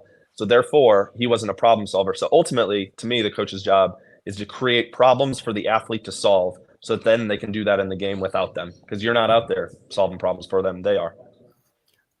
I'll give you an example, too, of a drill I came up with, because part of the game is those snaps relating to a quarterback having to flush and leave the pocket. So we practice flush drill all the time. I'll give you a simple example. The quarterback never knew where the pressure was coming from. I was controlling that, standing behind him, so he couldn't know where the pressure was going to be. But he was going to drop back. He was going to have to look over the ball to get an indication of how many fingers are up in the air from the manager. He'd call out that number, which meant his eyes had to be forward, but you still got peripheral vision. You know, good quarterbacks have eyes in the back of their head, it seems almost. But at the very least, you know, the quarterbacks understand. Let's just imagine 12 o'clock is straight ahead. So 3 o'clock would be 90 degrees to the right. 9 o'clock would be 90 degrees to the left. So if you get pressure typically off the edge rushers, it would be pressure at 3, pressure at 9, pressure at 3:30, pressure at 8:30, maybe pressure at 4 and 8 even. But the bottom line is you get pressure off the edge, you got to climb in the pocket. And then from there, of course, you just deal with inside rushers. And then you simply slide into the right throwing lane to make your throw. Or if need be, if you're really under duress, you pull the ball down and you move with it. If you can escape the pocket, then you have to understand what should be happening. Here's the quarterback drill that we came up with, a flush drill. It was really good. We gave him game situations. Let me just give you a couple of examples. One simple example, you get one more first down than we well, if the quarterback breaks the pocket, what are you going to do as a receiver? You're no longer worried about making a big play down the field. You want to play simply to make a first down. If we make a first down, the game's over, right? So typically in those kind of flush situations, you're coming back toward the quarterback to be sure those defenders stay on your backside and with an awareness of where that first down marker is. The goal is to make a first down. You don't need to make a touchdown. You simply need to make a first down. That's every bit as good as making a touchdown. Another extreme scenario would be, what if you're down 10 late in the game? Well, now if you have that same flush situation, now the receivers would understand and the quarterback would understand without looking, I'm breaking contain. I know this. Receivers are going to do two things. They're going to work in the direction that I'm running, but they're not going to work parallel. They're not going to work back toward the line of scrimmage. They're breaking down the field. And as I realized all that, I'm looking down the field because that's where they're going to be. So you just put the players through those scenarios where both sides can know, both the wideouts and, for that matter, the tight ends and the quarterbacks. They'll know, and they're on the same page. I'll give you an example. Years ago, we were playing over at Ohio State. Chuck Long flushed out of the pocket toward our bench on the right side. But right before he went out of bounds, he threw the ball 50 yards downfield. It was caught by our tight end, who couldn't outrun anyone, but he was behind the entire Ohio State secondary because when a quarterback flushes, typically DBs forget about receivers. They think about tackling the quarterback. And that's how a five-flat tight end can get behind Ohio State secondary for a 50-yard touchdown. But it all starts with the receivers and the quarterback being on the same page, knowing what the other person's doing. Those are great examples. I love that. I'd say the last piece is just, I think that there's this idea out there that well, you just need a guy who, when the lights go on, he's a gamer. And I'm like, I get what you're saying, but I'd contend that as a coach, we build those people because more often than not, you'll find that the people who did all the camps and did everything right. And I just remember years ago, Jory Harrington was the #1 overall pick, had a rough first year as a starter. And then the next year they did this really big story on him. And they were asking, hey, so what's changed? Oh, I've just gotten really good at going through my reads in the off season. Right. So he'd back up and he'd show how he'd go through all of his reads. And then the lights went on. Right. It's like, yeah, I'm sorry. Like, you can't go through a bunch of dry reads and watch a bunch of video. Like, you have to be in the game. And a lot of times coaches actually get in the way, right? Like, we make them too mechanical and we don't help them learn to solve problems. And Yeah. so my argument is simply that I think it's possible. I feel a little skeptical with some of the things I hear the quarterback say sometimes, and the practice that we're doing that, but maybe with a new QB coach that'll change. But I do think that you can build a quarterback that it's a learned skill that they learn over time how to deal with problems they see on the field, as opposed to, oh, he just had it in his genes. I don't really know, man. Like I don't think somebody's born as like a really good quarterback. I don't think that's how it works. I'm always amused. I've seen video, and Corey, you can give names if you like. Video of a guy back east that trains quarterbacks. Matter of fact, he's trained one or two of our quarterbacks, and he's really good at talking about what the quarterback's mental process is as he's taking him through his drops. The only problem, they're throwing against there. It doesn't mean much of anything. I've seen a lot of guys that throw well against there, but the game's an entirely different animal than throwing against there. Shall we pull up the film, the shot from Peyton Manning, the Peyton Manning camp where Spencer Petras threw a 60-yard bomb, and you hear the guy in the background, oh my gosh. Should we talk about that? What a throw by Spencer, just a dime. Well, you bring up a great point about Mahomes. It's amazing. The receiver in the same location, and you put Mahomes in different situations from his throwing position standpoint. He's able to throw with accuracy from all kinds of different arm angles. And it's really a gift to be able to do that. But I'm sure he would say one reason he's able to do it is because he practices doing it. It's true. It's true. Steph Curry was they had a video of him pregame one time taking like 15 threes in a row in the corner, and everyone's like, see, that's how you get better at basketball. And and somebody interviewed him later and asked him about it. He goes, oh, I actually never do that except for like right before the game. So I just feel like I'm in a little bit of a zone. I never take the same shot twice ever during practice, ever on a single day. It's like, well, of course you don't. Steph Curry doesn't have one shot. He has 42,000 different shots, and that's why he's the best scorer in the league, right? Because he can solve the same problem, scoring the basket, in multiple ways. Hold on a second. He's not the best scorer in the league. I apologize. It's been a few years since I've actually looked at the NBA, okay, but I'll forgive you, Kyle. I was just going to mention I'm a homer. It's right now it's halftime. Mavs and Cavs. Luka Doncic has 29 points. Just all put right, fair enough.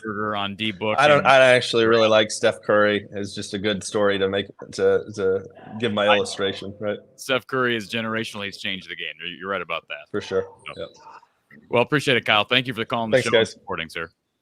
Great to talk to you, Kyle. All right. Appreciate that. Yeah, I figured that would be a good opportunity to brag on my guy Luka here. He's incredible. He had 50 points on the 50 points 2 nights ago in a win at Phoenix. He's got 30 points at the start of the third quarter, 10 of 18 from the field, along with 5 boards and 4 assists. And the Mavs are up on the Cavs. They'll probably let the Cavs back in the game because that's typically what Dallas does. And then hopefully, like we saw against Phoenix, they'll close it out. Kyle, isn't it appropriate for you to brag just for a minute on Keegan Murray? Oh, well. 11 in a row from 3? I thought it was 12. Wasn't it 12? I think it was 11. Nobody's ever done 12. Okay. He had 12 for 15 for the game, I think. Made 11 in a row. Incredible. And Kyle in the private chat says Joel Embiid is averaging 35 a game, averaging 30 minutes a game, standing at the free throw line. I don't watch the 76ers, not because I have anything against Joel Embiid, but I will say he's a unique guy. I don't love that style of basketball. I mean, I not that I don't like a guy like Jokic or even Luka Garza. If he's going to make it in the NBA, he's going to have to be able to be more inside out. You don't see the traditional big men surviving at the NBA level anymore. That's probably why Zach Edey won't probably ever play in the NBA level, at least not consistently. But I do enjoy watching the pick and roll game with Luka Doncic and Derek Lively and those guys down in Dallas. Anyways, before we get to our next caller, we got a number of people still waiting on hold to talk to probably Don, not me, but we'll get to those callers in just a second. But first, we want to give a special shout out to our sponsor. This episode of Hawkeye Hangout is brought to you by Ascent Nutrition. And Ascent has been with us for a long, long time, and they've got this new agarikon mushroom powder that I've talked about in the past This powder specifically has a really interesting backstory. It was researched by the Department of Defense's Biodefense BioShield program, and it's been shown to support a strong biological activity, including strong respiratory health, lung health, immune system benefit, and neurological health. You can read all about the awesome benefits of this product and certainly give it a try, and you'll get a 15% discount for doing it through this show. And all of these mushroom powders, I'll talk a little bit about the lion's mane mushroom as well. All of these powders can be mixed into yogurts, juices, smoothies. Pretty easy to take. And you can, again, save 15% by using the code Hawkeyes. Use the code Hawkeyes for 15% off your order. The lion's mane mushroom has been shown to support brain health, memory, stress response, immune system health in general. And all these products can be mixed with the algae oil, DHA, humic, and fulvic acid products, which I know a lot of people take regularly as part of their daily routine, even for their pets. It's safe for your pets. Go to goascentnutrition.com to discover how you can start your ascent today and your ascent to better health and a better lifestyle, courtesy of Lance Shuttler and his company, his awesome company, Ascent Nutrition. And Lance is an Iowa graduate. All right, we are back here talking Iowa football, at least for the next, I'm assuming, 15 to 20 minutes. We've got a couple callers here still waiting, including Kyle. But first, we've got Corey. Corey, welcome to the show. Corey, Don, how you guys doing tonight? Hey, Corey. Good, man. How are you? Good. I'm feeling good. Good news all around. Jay's coming back next year. That's awesome. Yeah, I see the hawk there in your name there. I made my way over to, what is it, X now, Twitter. But yeah, I saw that. I saw all that on Twitter today, and I saw Nick coming back, and I was like, well, good. That'll help out our linebacker room for experience next year. Are you telling me you just joined Twitter? Is that what you're just? No. Oh, okay. No.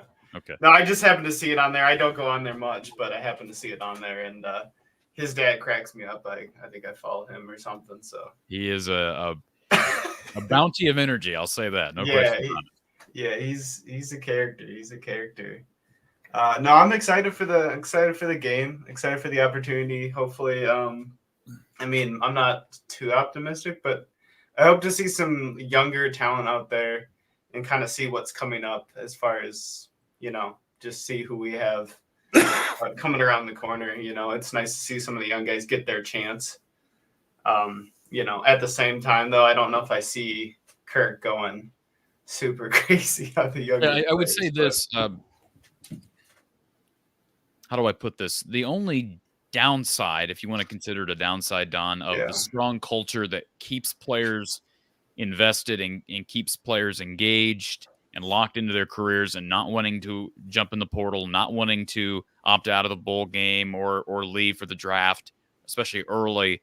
The only downside of that in a situation like this is because of the fact that that's combined with Kirk Ferentz's philosophy and his, I don't want to say erroneous value on bowl games, but a lot of people look at these games and say they're just not as important as they used to be. I don't think that's how Kirk looks at these games at all. I think he looks at this as an opportunity to get 11 wins. So the problem with not having guys opting out and leaving is you're not being forced to play younger guys. And since Kirk is not likely to do that anyways, you're not getting to see these young guys. At least with Tennessee, the upside of the situation, what is the upside, Brian? I'll tell you the upside, Corey. The upside is they get to see a young quarterback, this Nico kid, along with some young tailbacks, some young DBs. I mean, in all reality, there is the other side. It's a test pilot to, There it is. Yeah, it's to see what you have in a live scenario, in a live game, in-game scenario. Yeah, no, I absolutely agree. Don, would you echo the same thing? Yeah, here's a good way to look at it. Just for the sake of argument, what if Deacon goes down in the first series of downs? And now our young freshman has to go in and play. At that point, which quarterback has the advantage? The one that's already played in 4 games this year as a true freshman? Or the one that's taken his first snap? Yeah. Clearly, a wise move to get that young man some experience, even if it's only 4 games. Yeah, exactly. It's any little bit helps. Those in-game reps, I think, are irreplaceable. And I I mean, even if you just gave Marco just one series, just to see what he's got, And if he impresses you, it should have been done a long time ago. I admire the loyalty, Kirk. I love Kirk to death, but sometimes, beating the hammer over, and over again with the same nail. I thought you meant beating yourself with a hammer. I'm sorry. Oh, well, yeah, you could do that too, if you're watching it on TV. Sometimes I feel like you're beating yourself with a hammer when you watch that offense, I mean, occasionally, but I don't know. I'm a defensive guy, so I like watching the defense. I'm usually watching the games for the defense, but yeah, that's what I'm. Kirk would like you, Corey. I think I would like Kirk. I think Kirk's a good guy. As far as a coach, that's another debate. But he's an excellent coach and he's an excellent human being. But if we're comparing coaches and human beings, I think he's a far superior. I think he's a great human being. I think he's an all-timer. He's a better human being than any of us here. Yeah, no, that's what I'm saying. I think I'm just giving you a hard time. I'm sure. No, he is. Yeah. In all reality, Don, I know people get tired of us talking about that because they want to hear football breakdown, but Kirk is an excellent human being. There's no any criticism that I ever have for Kirk has nothing to do with him as a person.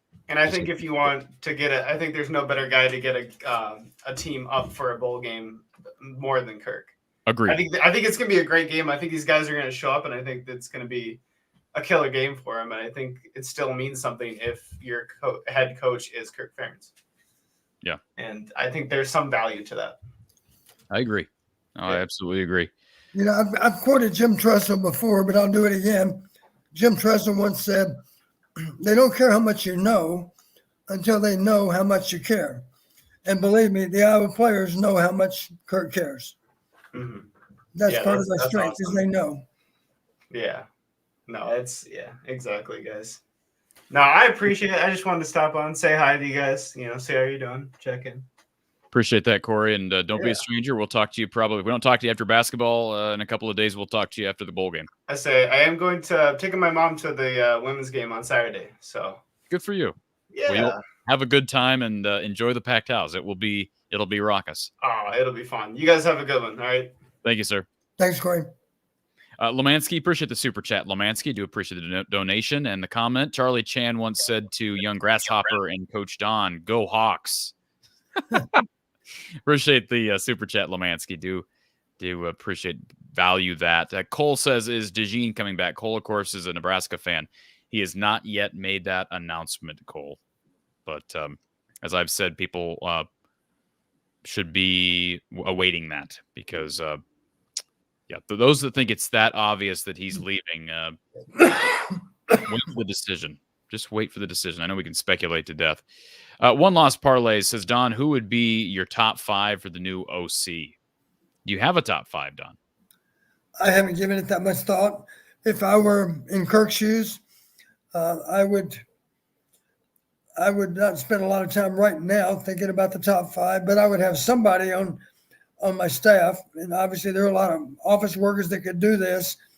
I would simply ask him, I want you to go out and look at, just for the sake of argument, to pull a number out of a hat, the top 50 scoring offenses in college football. And then I would simply ask that person, if these teams clearly belong in that top 50, then eliminate them.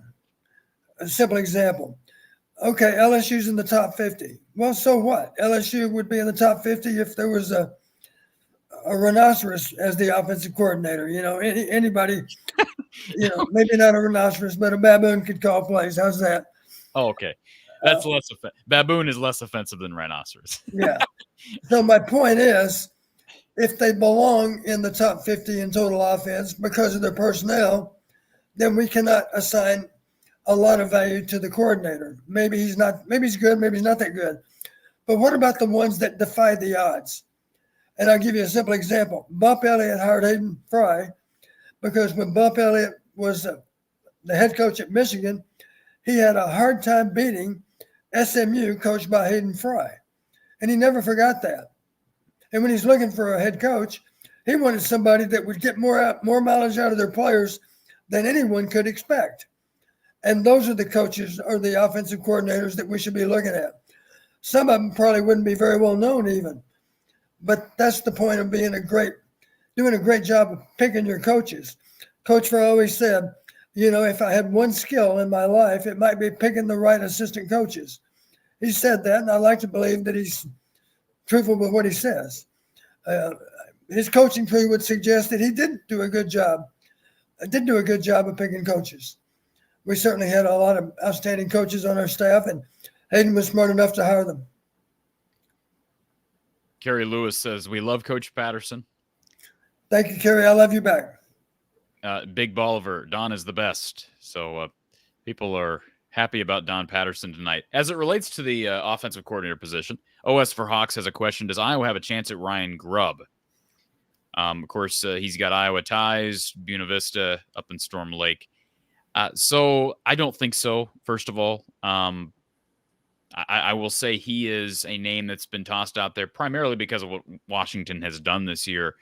I just have to think trying to be a reasonable, objective, having an objective opinion on the situation and on the job, that Ryan Grubb would have Power 5 opportunities at other places, given how electric that offense has been. Now, I could be wrong on that, but even if Iowa were somehow able to assure him, hey, Kirk is leaving in a couple of years, or if Kirk says, hey, I'm leaving 2 or 3 years, the administration would love to have you here as, the head coach in waiting. Is Ryan Grubb wanting to wait around for maybe 3 more years when he could most certainly, even if he doesn't have opportunities right now, if he does that again next year at Washington, and it'll be a lot tougher to do it in the Big Ten next year, but if he puts out a great offense next year for the Huskies, he'll most certainly have Power 5 opportunities, maybe high major Power 5 opportunities. So that would be my 2 cents. And I know you don't know Ryan Grubb personally, but he has done impressive stuff out there. Can you tell me this, Corey? I would like to believe at the very least, we at least reached out to Ryan Grubb to see what his level of interest might be. Can you tell me that we've done that? I can't tell you that they've done that. I don't know that. No. If we haven't already, I wish we would. I agree. Because nothing ventured, nothing gained. Let's find out if he has an interest. Yes, thank you. Absolutely. Just like when Caleb Williams entered the portal. Now people are going to laugh at that, but remember when Wisconsin was making a push? Let me push the microphone back a little bit because I'm going to start yelling if I'm not careful. Wisconsin, coached by Paul Chryst, a guy who Iowa fans are, he is considered by many to be the front runner for this job. That is not official from Iowa or from Kirk, but he is most certainly a candidate. I can tell you that for a certainty. Paul Chryst is a candidate. Paul Chryst went after Caleb Williams. Think about that for a second, Don. Paul Chryst went after Caleb Williams. I mean, how many times can I repeat that? Caleb Williams just won the Heisman. And Wisconsin, lowly little Wisconsin. And yet, now he didn't go to Wisconsin, but it's been widely publicized that Wisconsin was in his top 2. So the approach that you take with the portal and with players, that I think Iowa should take with players in the portal, should be exactly what you just said with the coaching staff. I'd be calling anybody and everybody. Heck, I'd call, you know who I'd call? I'd call Drew Brees, Don. I'd call Drew Brees. Drew Brees, I don't know if he's cut out to be an OC right now, but he filled in as an interim offensive coach with Purdue during bowl season last year. He said at the time, I remember him saying that he was not interested in being a coach. But you know what? With some of the things he overcame in his career, his numbers, his expertise as a passer, his ability to overcome lack of size, he's a Big Ten guy. Like those are the types of people I'd be like, hey, you know what? I'm the longest tenured coach in the country. My name is Kirk Ferentz. I'm the dean of college football. I'm going to call anybody and everybody, and I'm going to start making a list. And is it hard to imagine that Drew Brees might welcome that kind of challenge? He's been defying the odds ever since he was in high school. Right. I just threw that name out there. That's just one name. Like he's a guy that, probably doesn't want to come to Iowa and coach. If he wanted to go somewhere, Purdue would probably have him. I don't know that they have their offensive coordinator position is not open right now, but you get my point. Like he is a big enough name as a player that he could probably climb the ladder quite easily anywhere he goes. Let me throw this out to you. Realizing that Kirk has a relationship with the coach of the New England Patriots, which means he must have at least a little bit of a conversation through the years with a guy named Tom Brady. What would be wrong with us just asking Tom Brady, would you ever consider coaching college football? Coming out of Coach Patterson's mouth, not mine.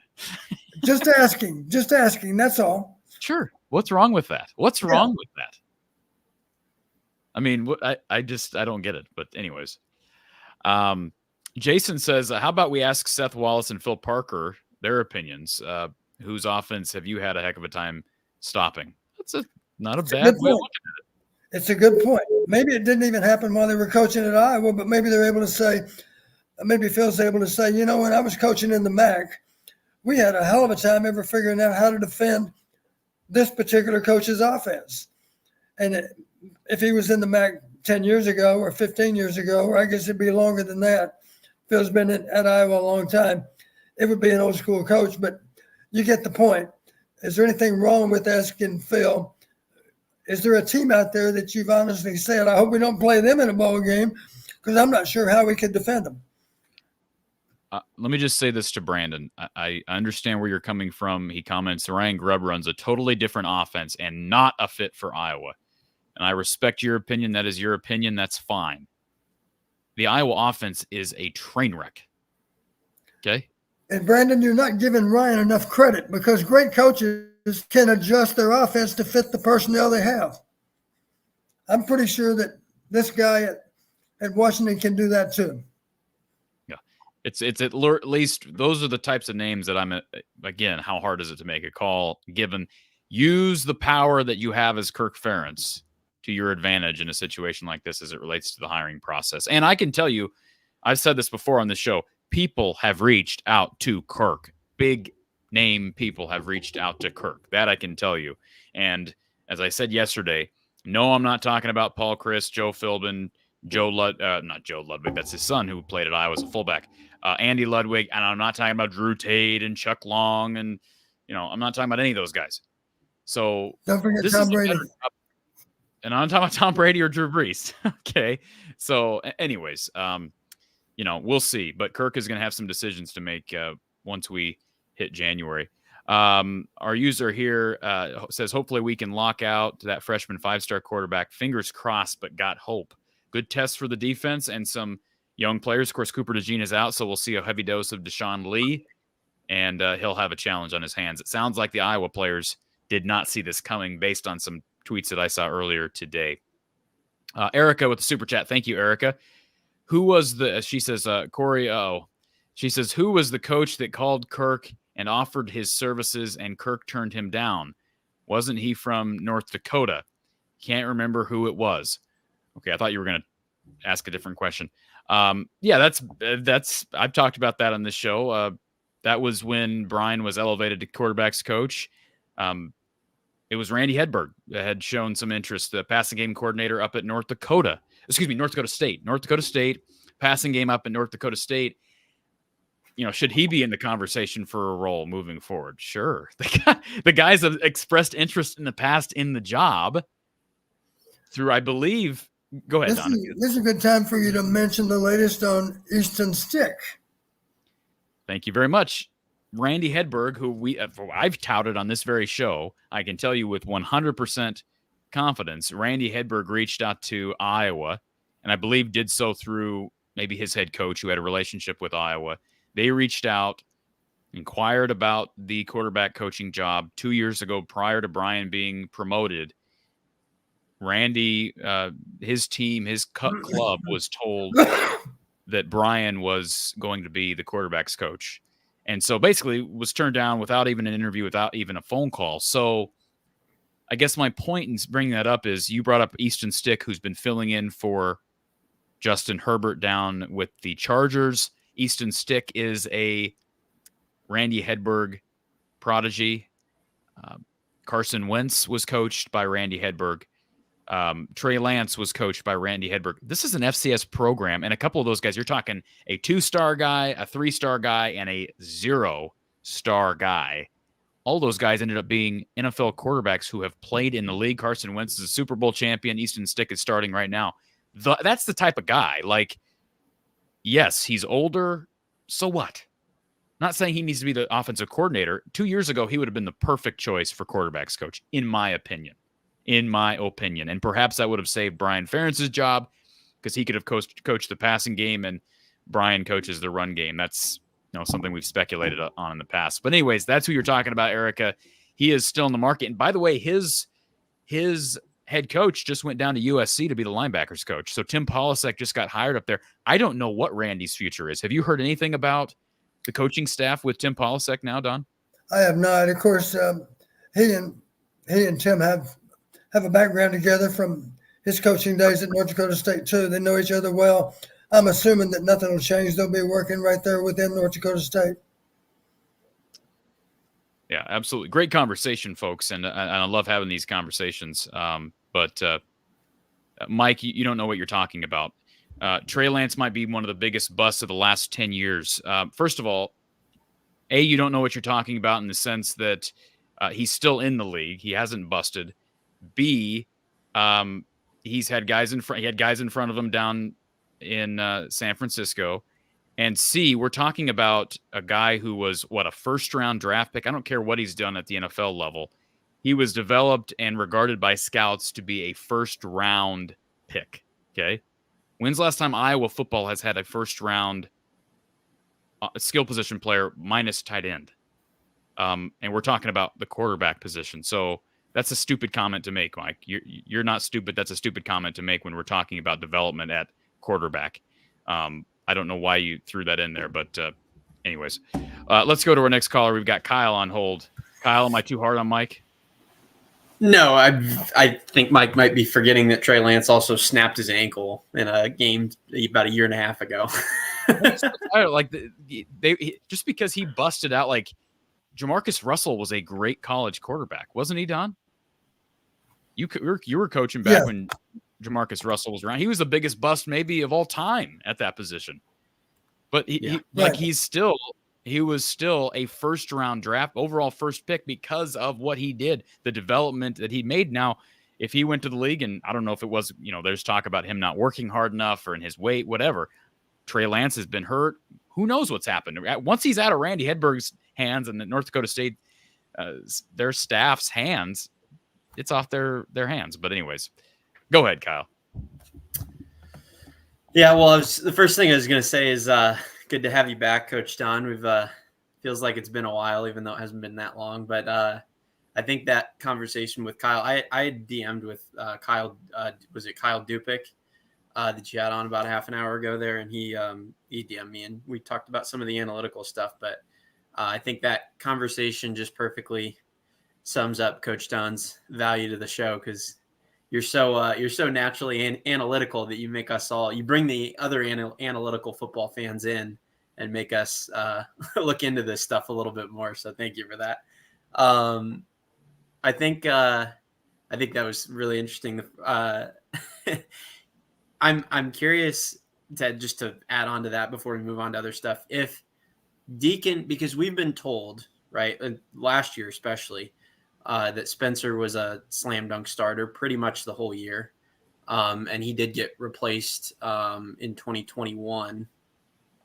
But hasn't been a whole lot of questioning who's going to be the starter week to week, right? Fans have asked questions, but the coaching staff is not.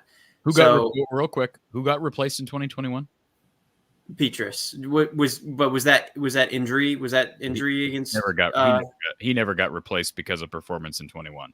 It was only the injury. He was knocked out of the Wisconsin game. Kirk was quick to bring up the fact that it was injury related. Then he tried to give it a go against Northwestern. Padilla comes in for him. All that was injury related. He was never taken out due to performance. Yeah. Okay. So if he and Deacon's been, the second half of the season here, Deacon's been shaky at times, and there's also not been, it appears at least, there hasn't been a whole lot of internal questioning as to who's going to be the starter week to week. So if they, and practice is always referenced in these conversations as, they look so good in practice. We've been over it a million times.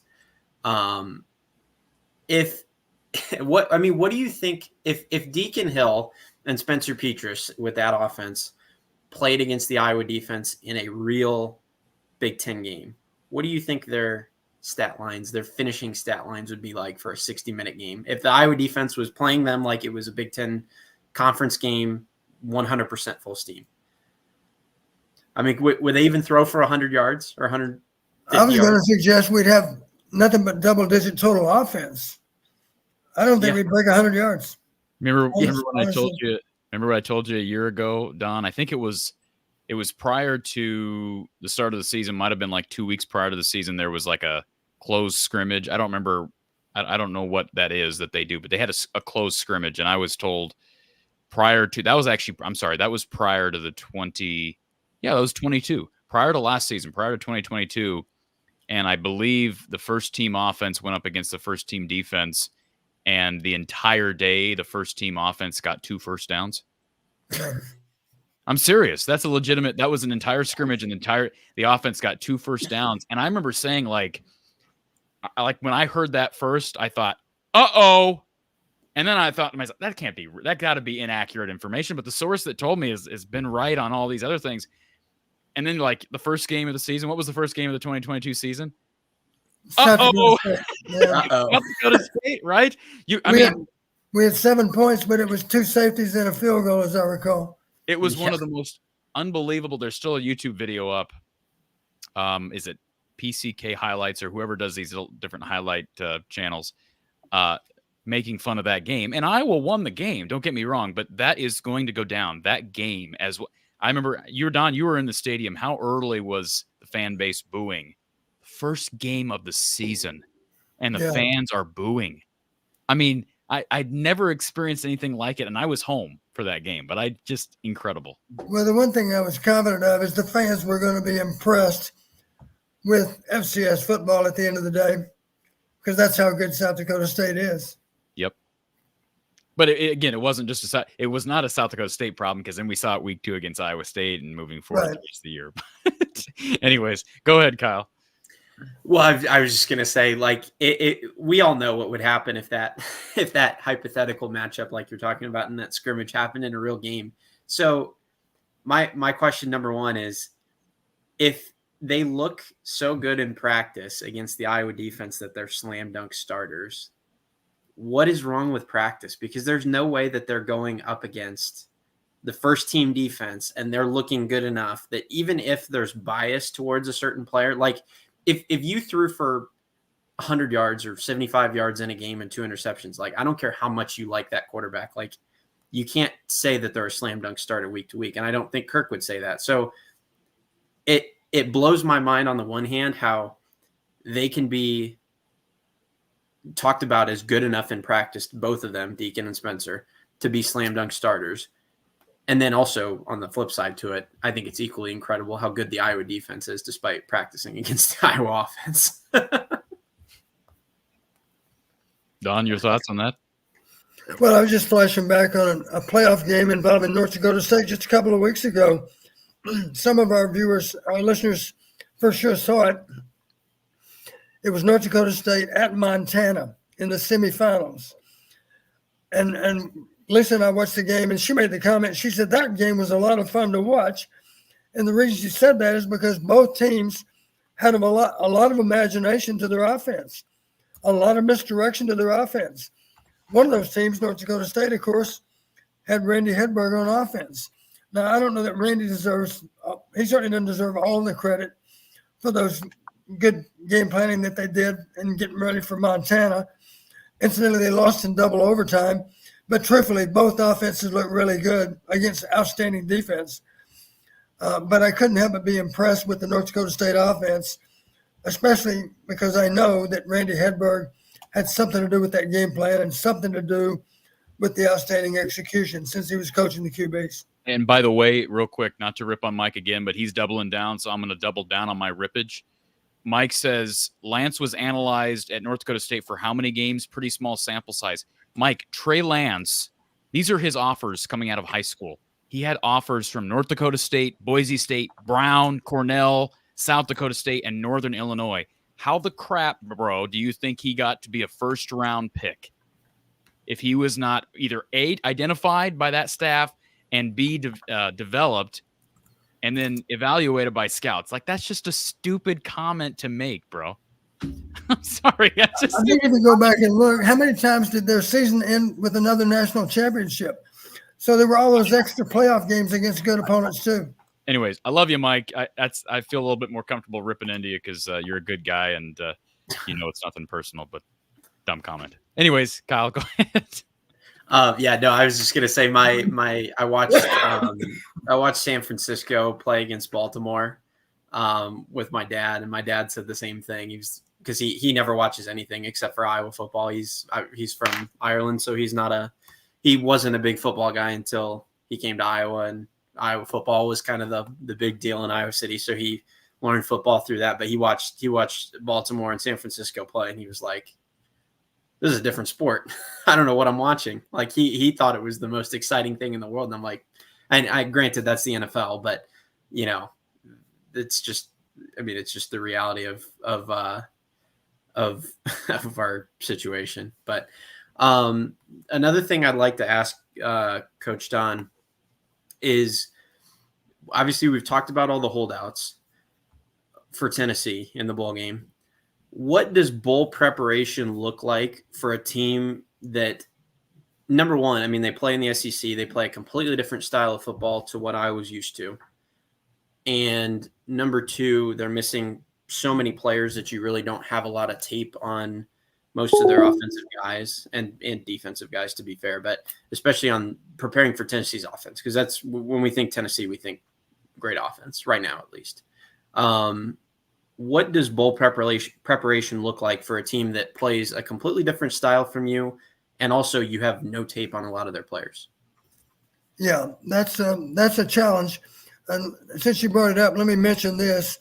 One of the things that Tennessee, even years ago when we played them back in the 82 Peach Bowl, they had a guy named Willie Goff that was a world-class hurdler, and he was one of the fastest guys playing college football.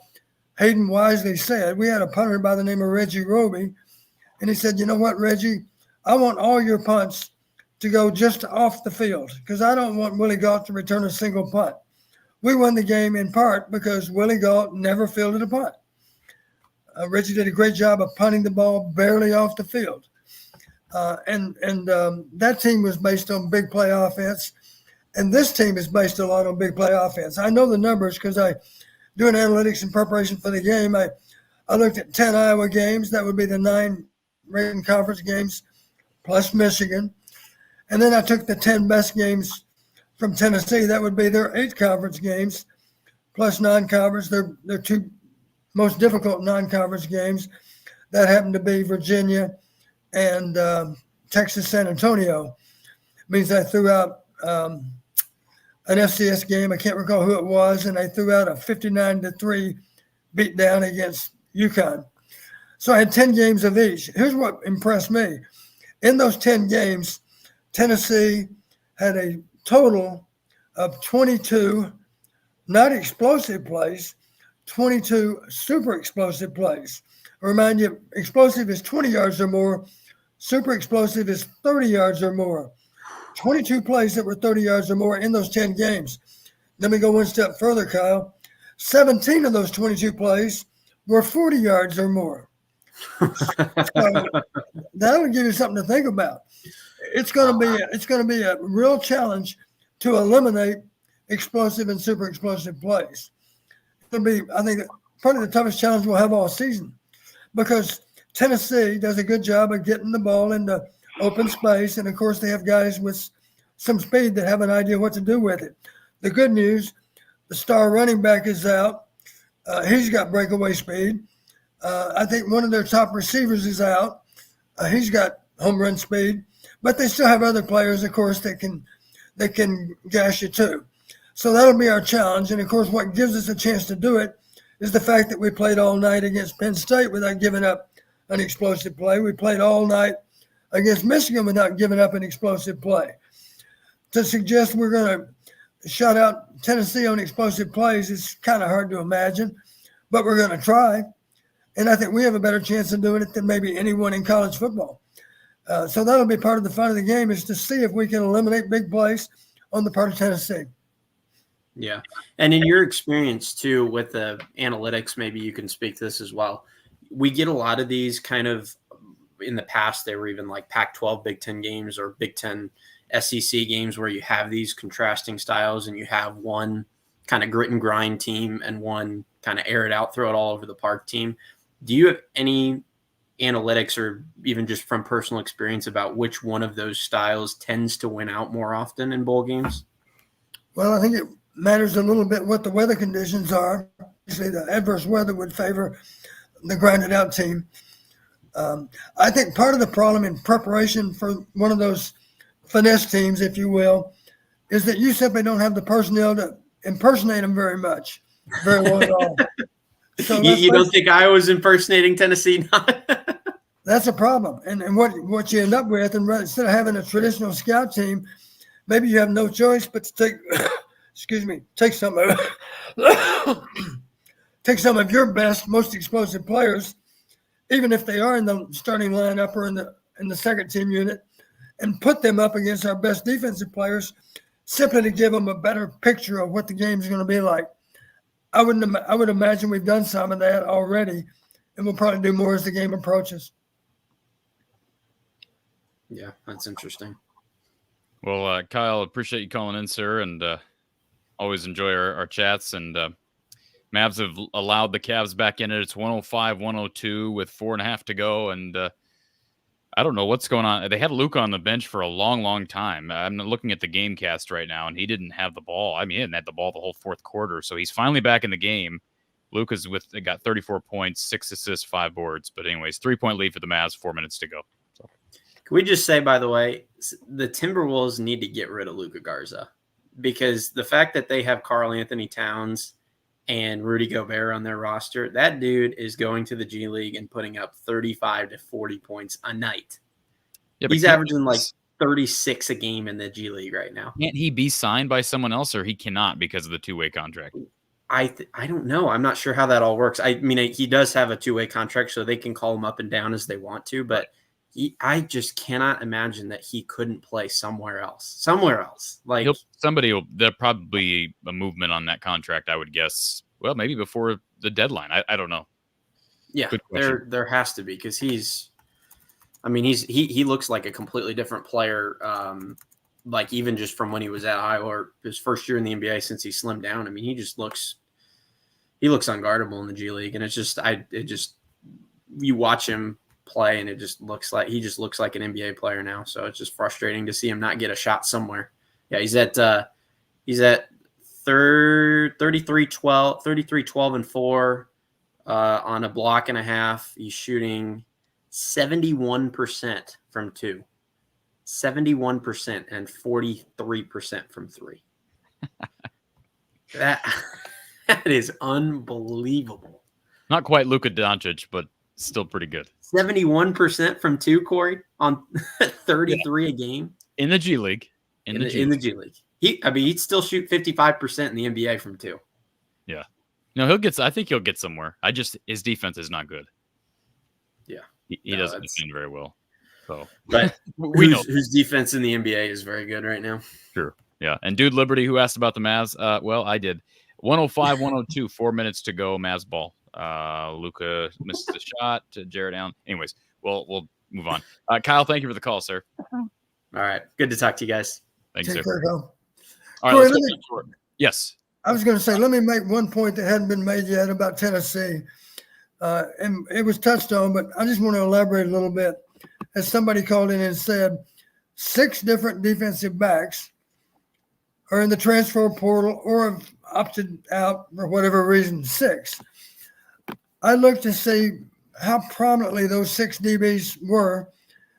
3 of those 6 were the 3rd, the 5th, and the 7th leading tacklers on the team.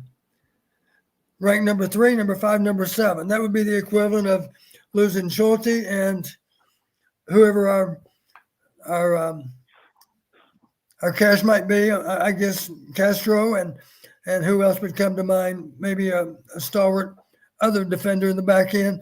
Wampa. Go ahead. I'm sorry. Wampa. Yeah, it's a good example. In order, you might say, well, how many appearances did they have?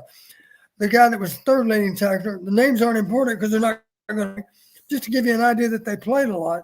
The third leading tackler had 636 snaps. The fifth leading tackler had 486 snaps. And the seventh leading tackler had 387 snaps. And actually, there was a fourth DB that had 311 snaps, all four of which are in the transfer portal. You might wonder how many games they appeared in. They appeared in 10 games, 9 games, and 7 games. And even the guy that appeared in 7 games was listed as a starting corner.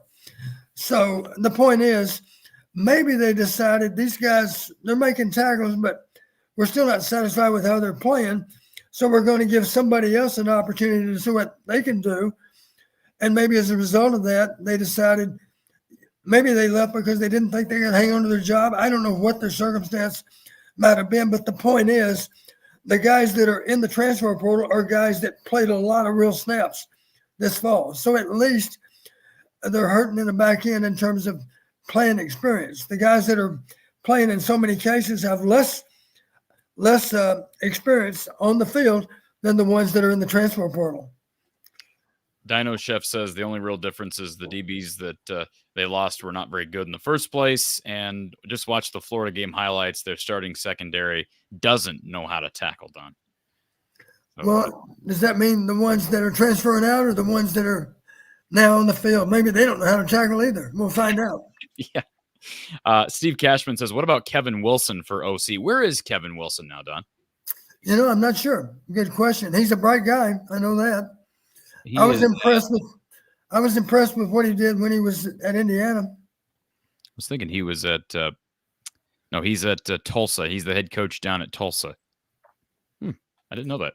Well, would I'm just curious. I'm guessing head coach at Tulsa would be. He's probably making. Well, he's most certainly making more than he would as the OC at Iowa. Maybe not. Not sure. Let's look this up. Kevin Wilson. Oh, you're saying, yeah, you're probably right. I was thinking in terms of $2 million. You're saying he's making more than $1 million. Oh, he's making. Let's see. He's making $2 million a year there. Yeah. So okay. I don't know what if Iowa could hire him at $2 million, would they? Again, I don't know. What did Tulsa do this year in the American? Did they do anything? I don't know. I'm not sure. Yeah. I don't think they had a great season. I think that at best they were one of those bowl teams that's probably already played, and I didn't know it. Bob says, what if Marco gets one series, does really well? Do you think we'll see him the rest of the game? I would sure hope so. I would sure hope so. But we'd just be speculating, of course. John says, is Eric All coming back? From what I've been told, unlikely. Remember, he's got a kid as well. He's got a family. Somebody brought up Logan Lee earlier. Logan Lee's an older guy that's got a family. He's not coming back. Jake Garrison says, do all college athletes get a chance at a fifth year? Seems like everyone post-COVID has been eligible for a fifth year. I love it. No, if you played in 2020, then you do get a chance at a fifth year. Of course, if you redshirted in 19 or redshirted in 21 after playing in 20, you can get a sixth year. That's why we see some of these sixth-year guys getting opportunities. William says, will Marco play as a way of telling coaches or coaches telling Deacon he is not the future and possibly have him enter the portal again? I don't think that seems to be the line of thinking that Kirk and the staff have taken. If we haven't taken steps to discourage Deacon by now, I don't know that we're going to try to discourage him in the bowl game either. Yeah, that seems like an odd way of looking at it. Shane says, does Kirk get a big salary incentive for winning his 11th game? I don't have the answer to that. I have no idea. I don't know. Of course, we've talked about the incentives he gets after winning 7 games, but that does go up based upon performances. I know Big Ten Championship is part of that. I don't know about winning an 11th game. Robert says, didn't get on till late, but it was great to hear Joey O. Watched him perform his trick shot entertainment at St. Andrews in Cedar Rapids many years ago during a charity golf event. He was incredible. By the way, the Cavaliers have taken the lead, 107 to 105. Wonderful. Fabulous. Is this being played in Dallas? Yes, it is. And nobody cares about this game but me. But the Mavs are getting killed in the glass, and Mavs were up by as many as 20 earlier, and they're now down by 2. Anyways, Bobby says, Coach, could you share Coach Fry's philosophy on these stand-up tight ends and the benefit of doing so? Appreciate you doing the shows. Thank you, Bobby. Well, I could talk a long time about this, but I will say this. my one and only year at North Texas, it was a meeting we had in the summer, and Coach Fry began. We had a tight end by the name of Daryl Terrell. He was tall, he had great hands, but he weighed about 2 1/4 maybe. He was undersized.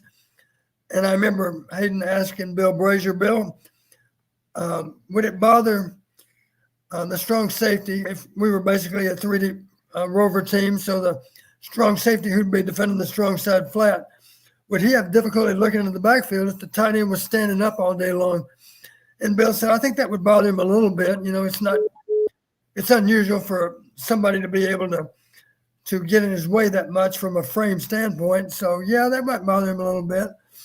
And then he asked the outside linebacker coach, Howard, we got him Howard Sissel. Howard, how would your outside linebacker line up against a stand-up tight end? And Howard said, well, I don't know.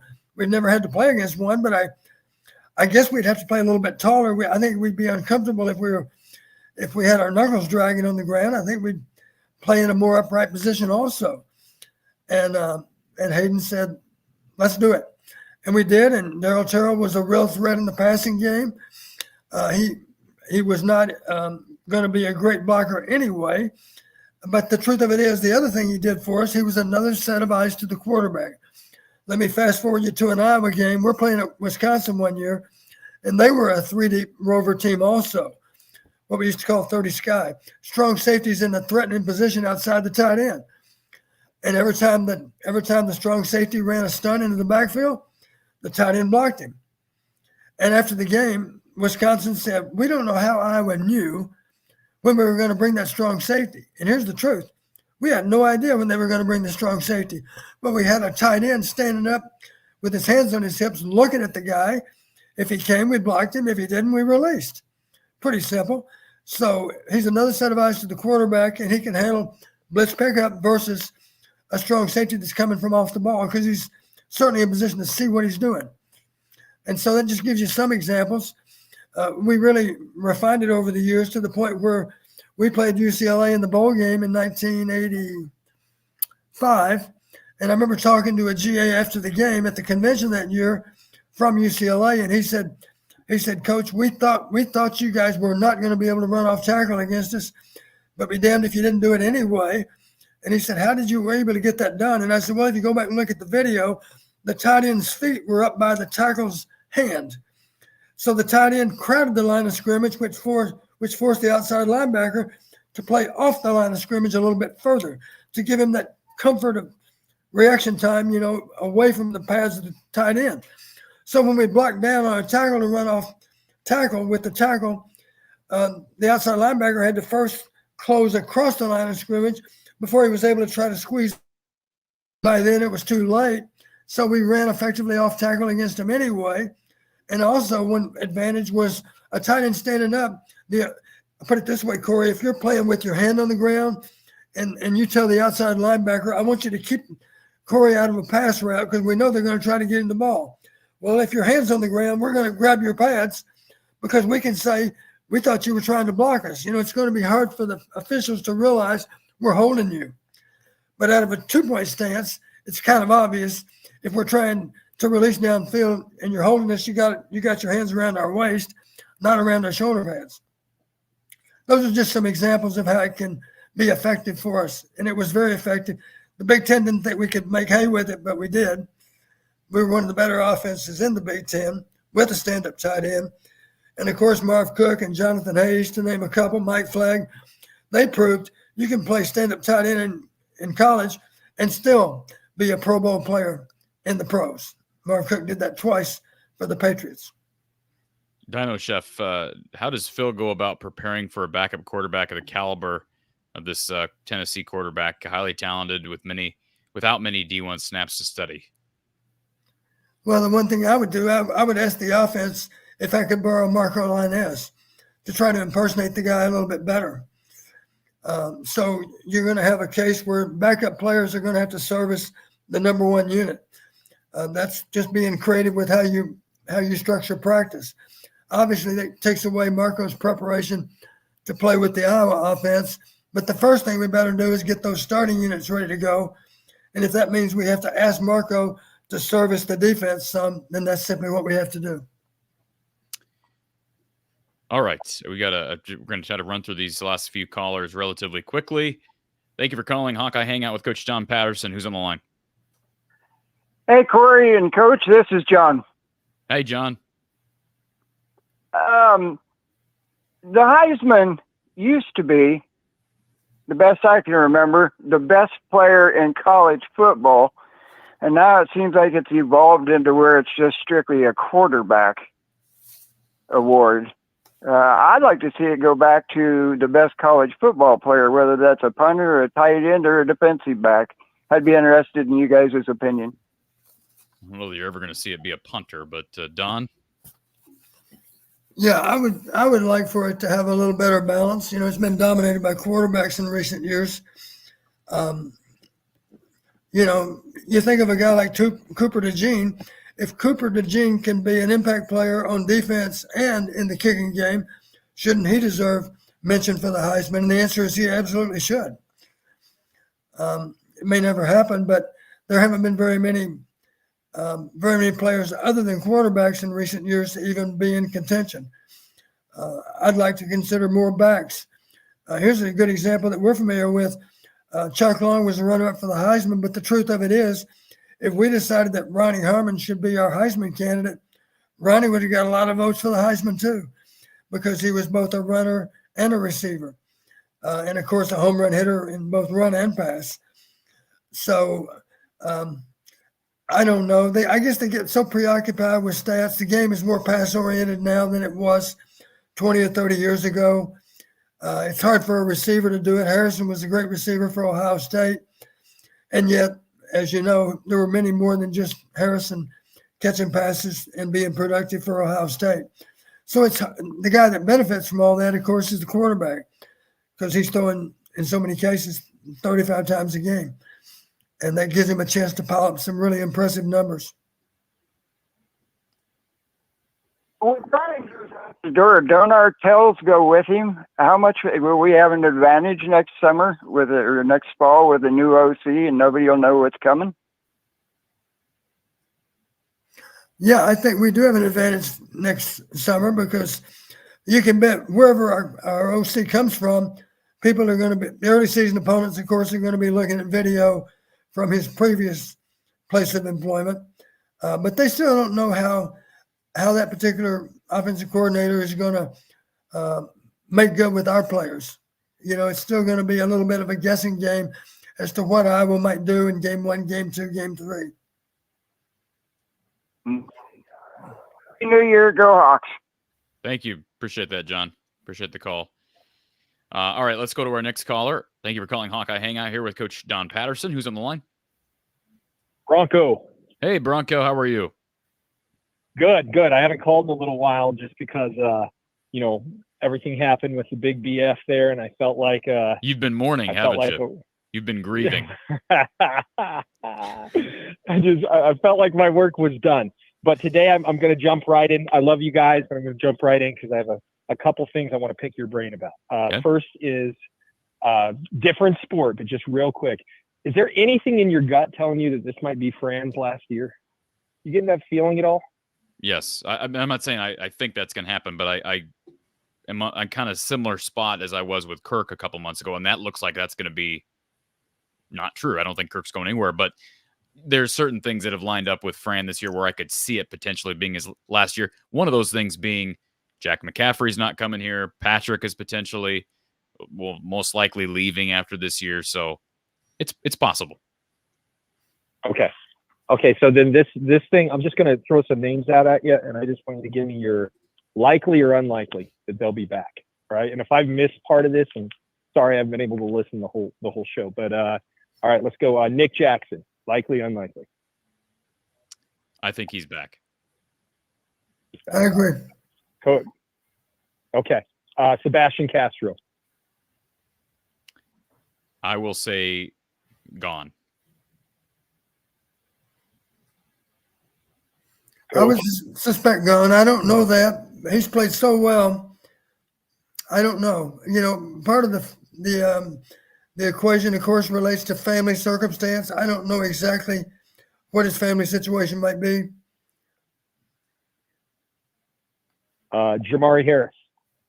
I think he's back. I think he should be back because he's had an injury-ridden season. He had a suspension. He needs to put more tape up for scouts. He would be foolish to leave. If he's got an opportunity to come back, he should. Assuming Iowa wants him back, and I don't know why Iowa wouldn't because they haven't needed DB. He'll be back.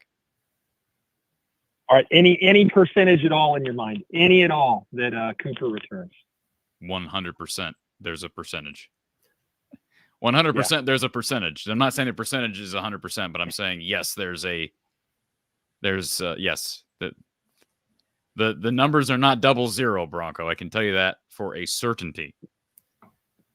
Okay, that's good news. Marco Linus, is he going to play at all in the bowl game? Sure hope so. I don't really have strong reason to believe that, but I sure hope so. All right. Hey, guys. I can only hope. What's that, Coach?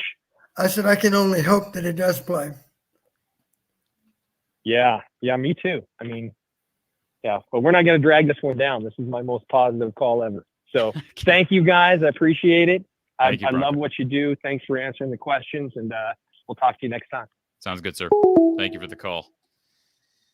I'm glad he I'm glad he didn't. Yeah. Anyways, let's go on to Corey. He's in the queue. This is a third Corey, totally different Corey. Corey, you've called before as well. Appreciate you representing the name well. Thank you for being here. All right. Hey, you got me on audio? You're on. You're on audio and video. Okay, awesome.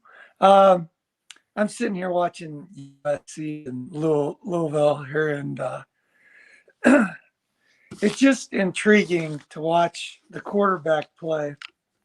And I wanted to, since we have Don on, I've got to ask these questions. Though he did offend me earlier with his rhinoceros comments.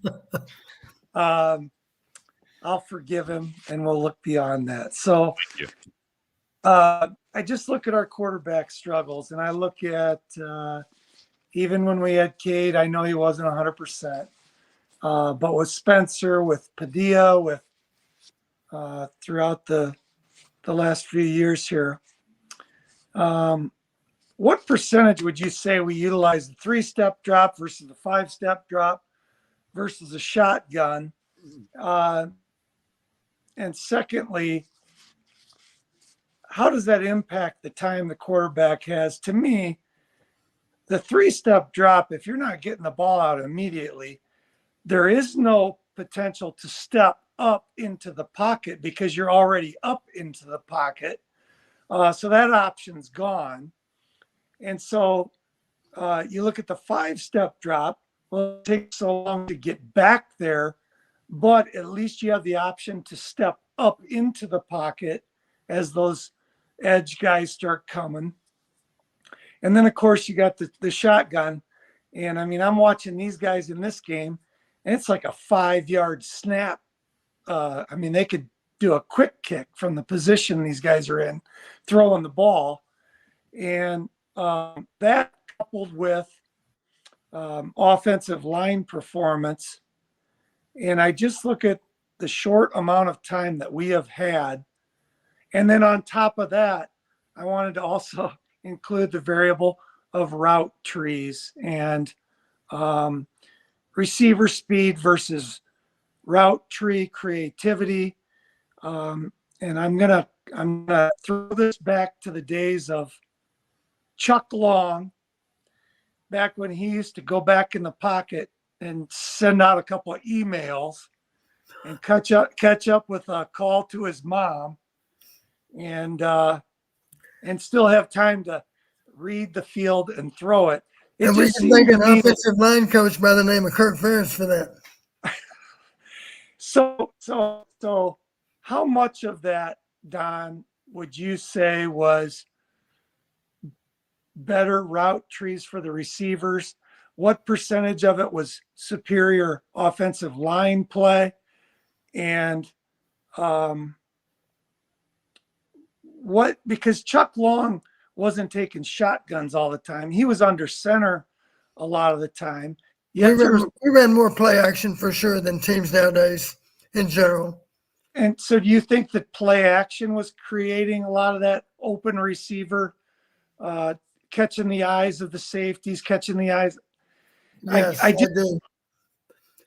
Yeah, so what percentage between, I mean, if you had to divvy it out as to the elements of success and the proportion of the success that they owned it, what percentage would you credit of the success would you give to the O line back then?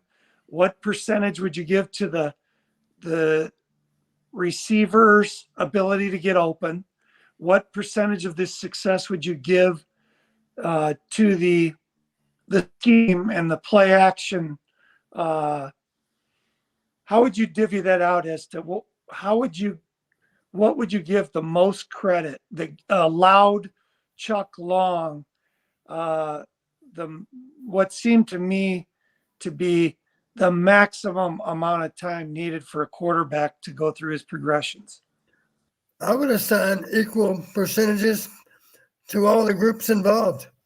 I think that's one way you can require them to have ownership in what we're doing. So if you want to break it down simply into protection versus receiver routes versus quarterback, you could say they're all a third of the equation. So we're not going to be very good at throwing and catching unless all three are working well. So you need to be sure that your job is not making the other people's job more difficult. You need to hold up your end of the bargain. And I think truthfully, there's a pretty equal responsibility on the part of all three to get the job done. It all starts with the quarterback, of course. He has to make, and I don't think we do a great job. We used to spend a lot of time talking about pre-snap reads. So you mentioned quick passing game. Listen, you better not even think about throwing a quick pass unless you got an open receiver.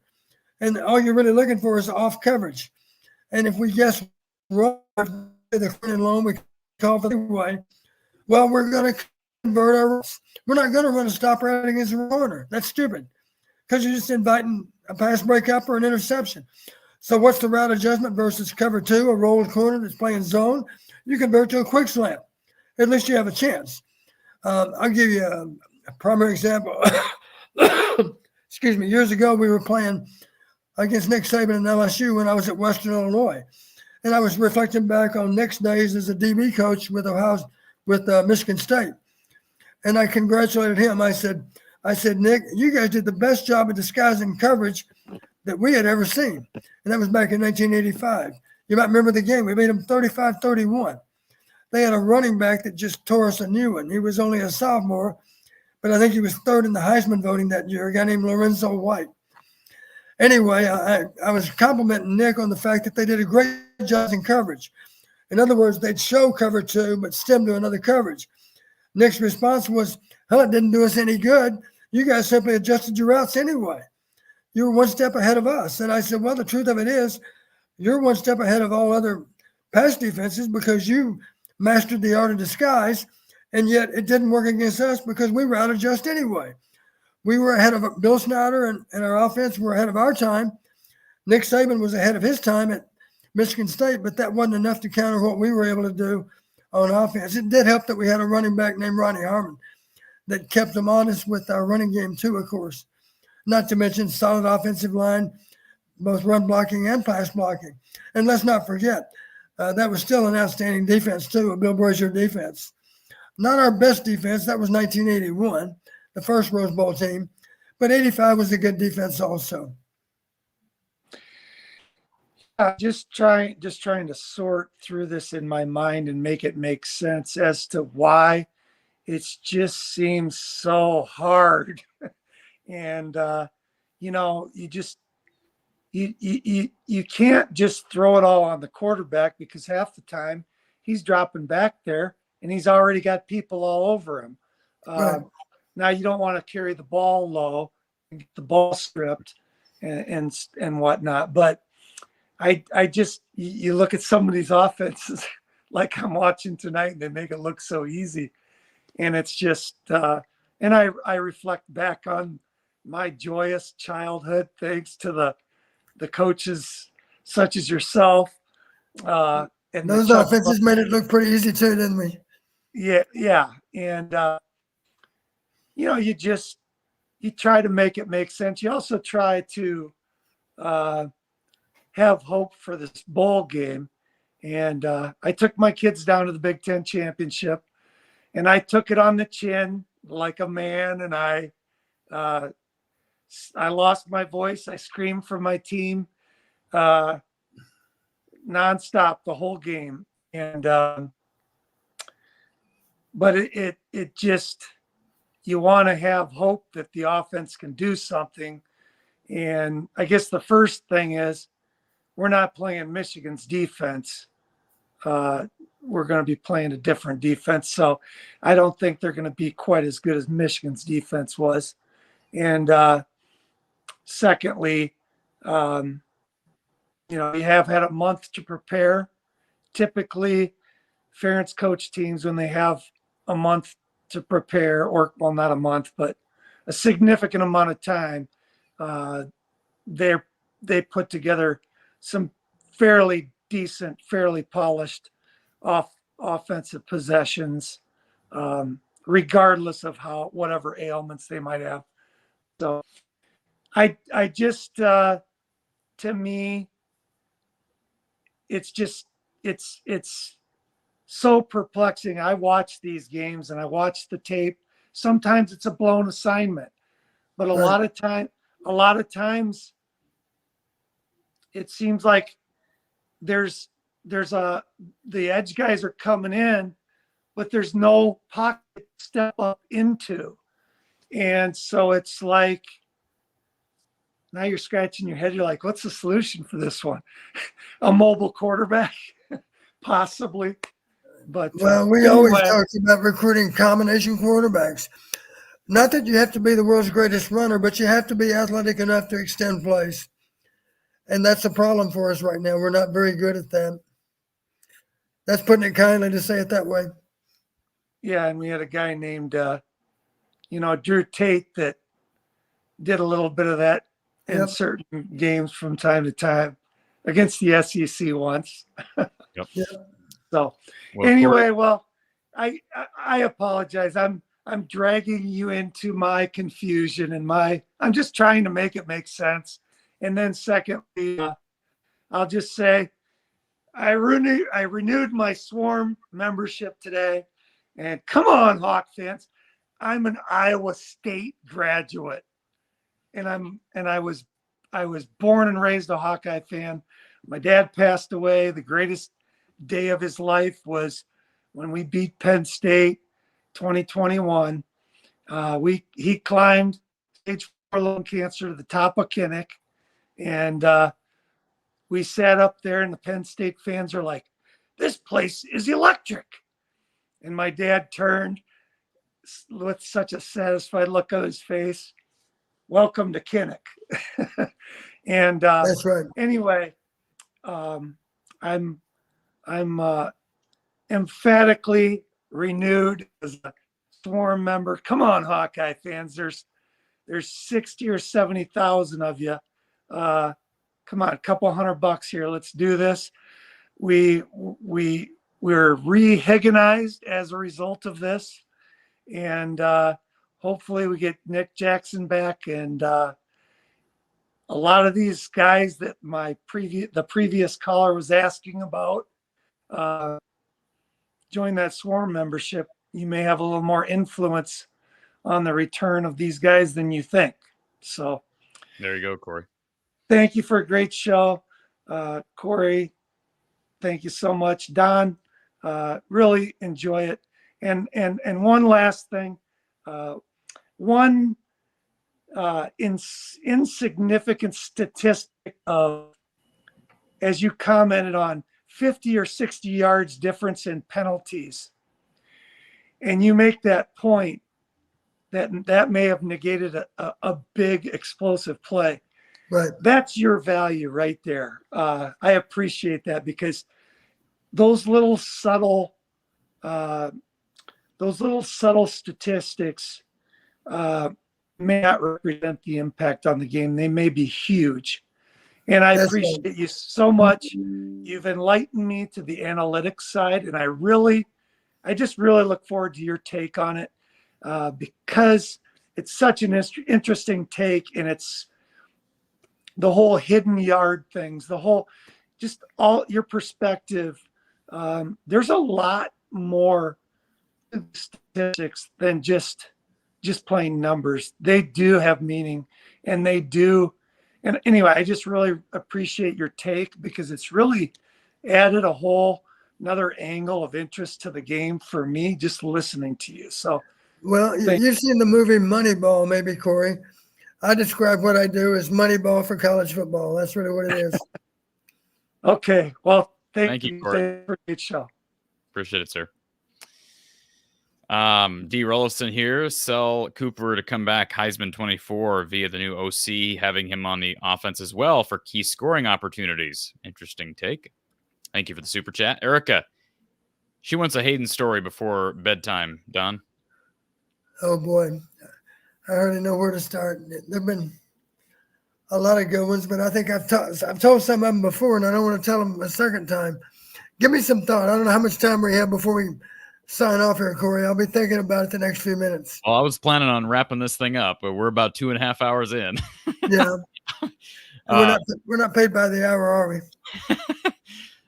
Unfortunately not. But I'll tell you what, I'll give you an opportunity to think about that. I want to give one final plug to our sponsor, Iowa Floor Covering. If you have a flooring project or in need of some DIY flooring ideas, give Iowa Floor Covering a call at 515-379-7000. That's 515-379-7000. Beautiful building, beautiful store down in Bondurant, the heart of central Iowa. Tyler, Ryan, and the guys, they're Hawkeye fans. They can help you with whatever you need flooring, or maybe it's a tile shower you have in the works.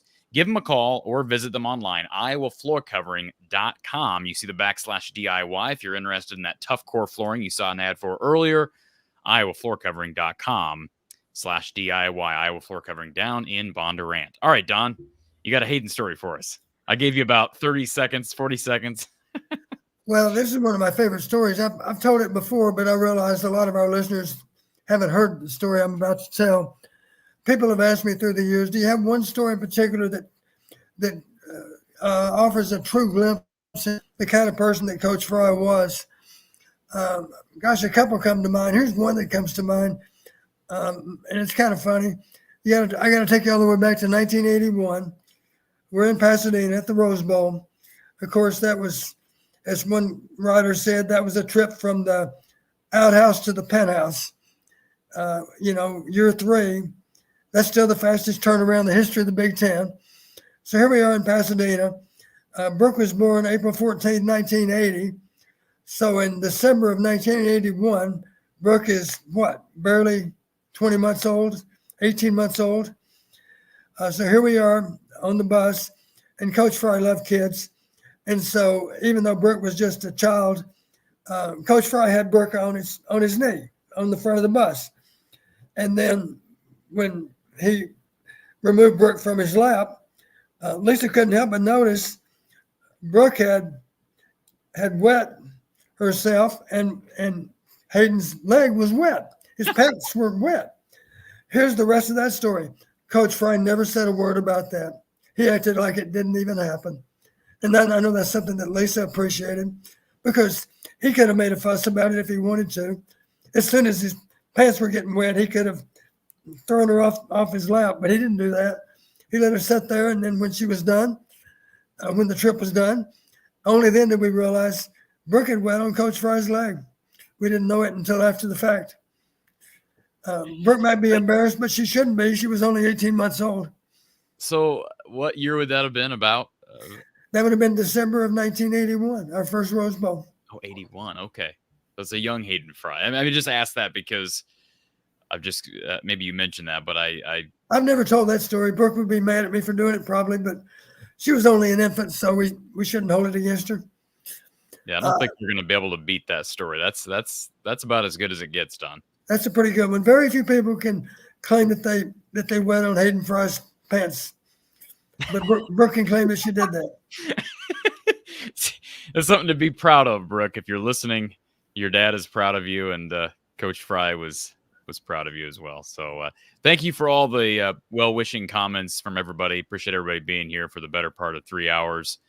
Yes, the Mavs did lose, so I'll go off and mourn for the evening. They'll play the Timberwolves tomorrow night up in Minneapolis. The Hawkeyes will play the Volunteers of Tennessee on Monday in the Citrus Bowl, 12 p.m. Central Time on ABC. It's New Year's Day, and we'll have post-game coverage for you right here from the Hawkeye of the Storm, myself and Coach Don Patterson for a live edition of Iowa Postgame with Coach Don Patterson. Don, it's been a pleasure, as always, and even though Monday will be the last post-game show officially for you and I look forward to it, and let's just enjoy the bowl season. I know you're not big on the 6-6 teams, but we'll enjoy New Year's bowls, and then of course we got the playoff and everything, and we'll have another climactic ending to another great college football season. We do have any number of outstanding bowl matchups that are coming up in the next few days, and some of them start even tonight and tomorrow. All right, folks, for Coach Don Patterson, I'm Corey Brada from the Hawkeye of the Storm. If you're interested in donating to the show, please remember you can do so by means of Venmo, PayPal, Cash App in the description below, or sponsor the channel by reaching out to me from the Eye of the Storm at Outlook.com. Have a great night. We'll talk to you tomorrow.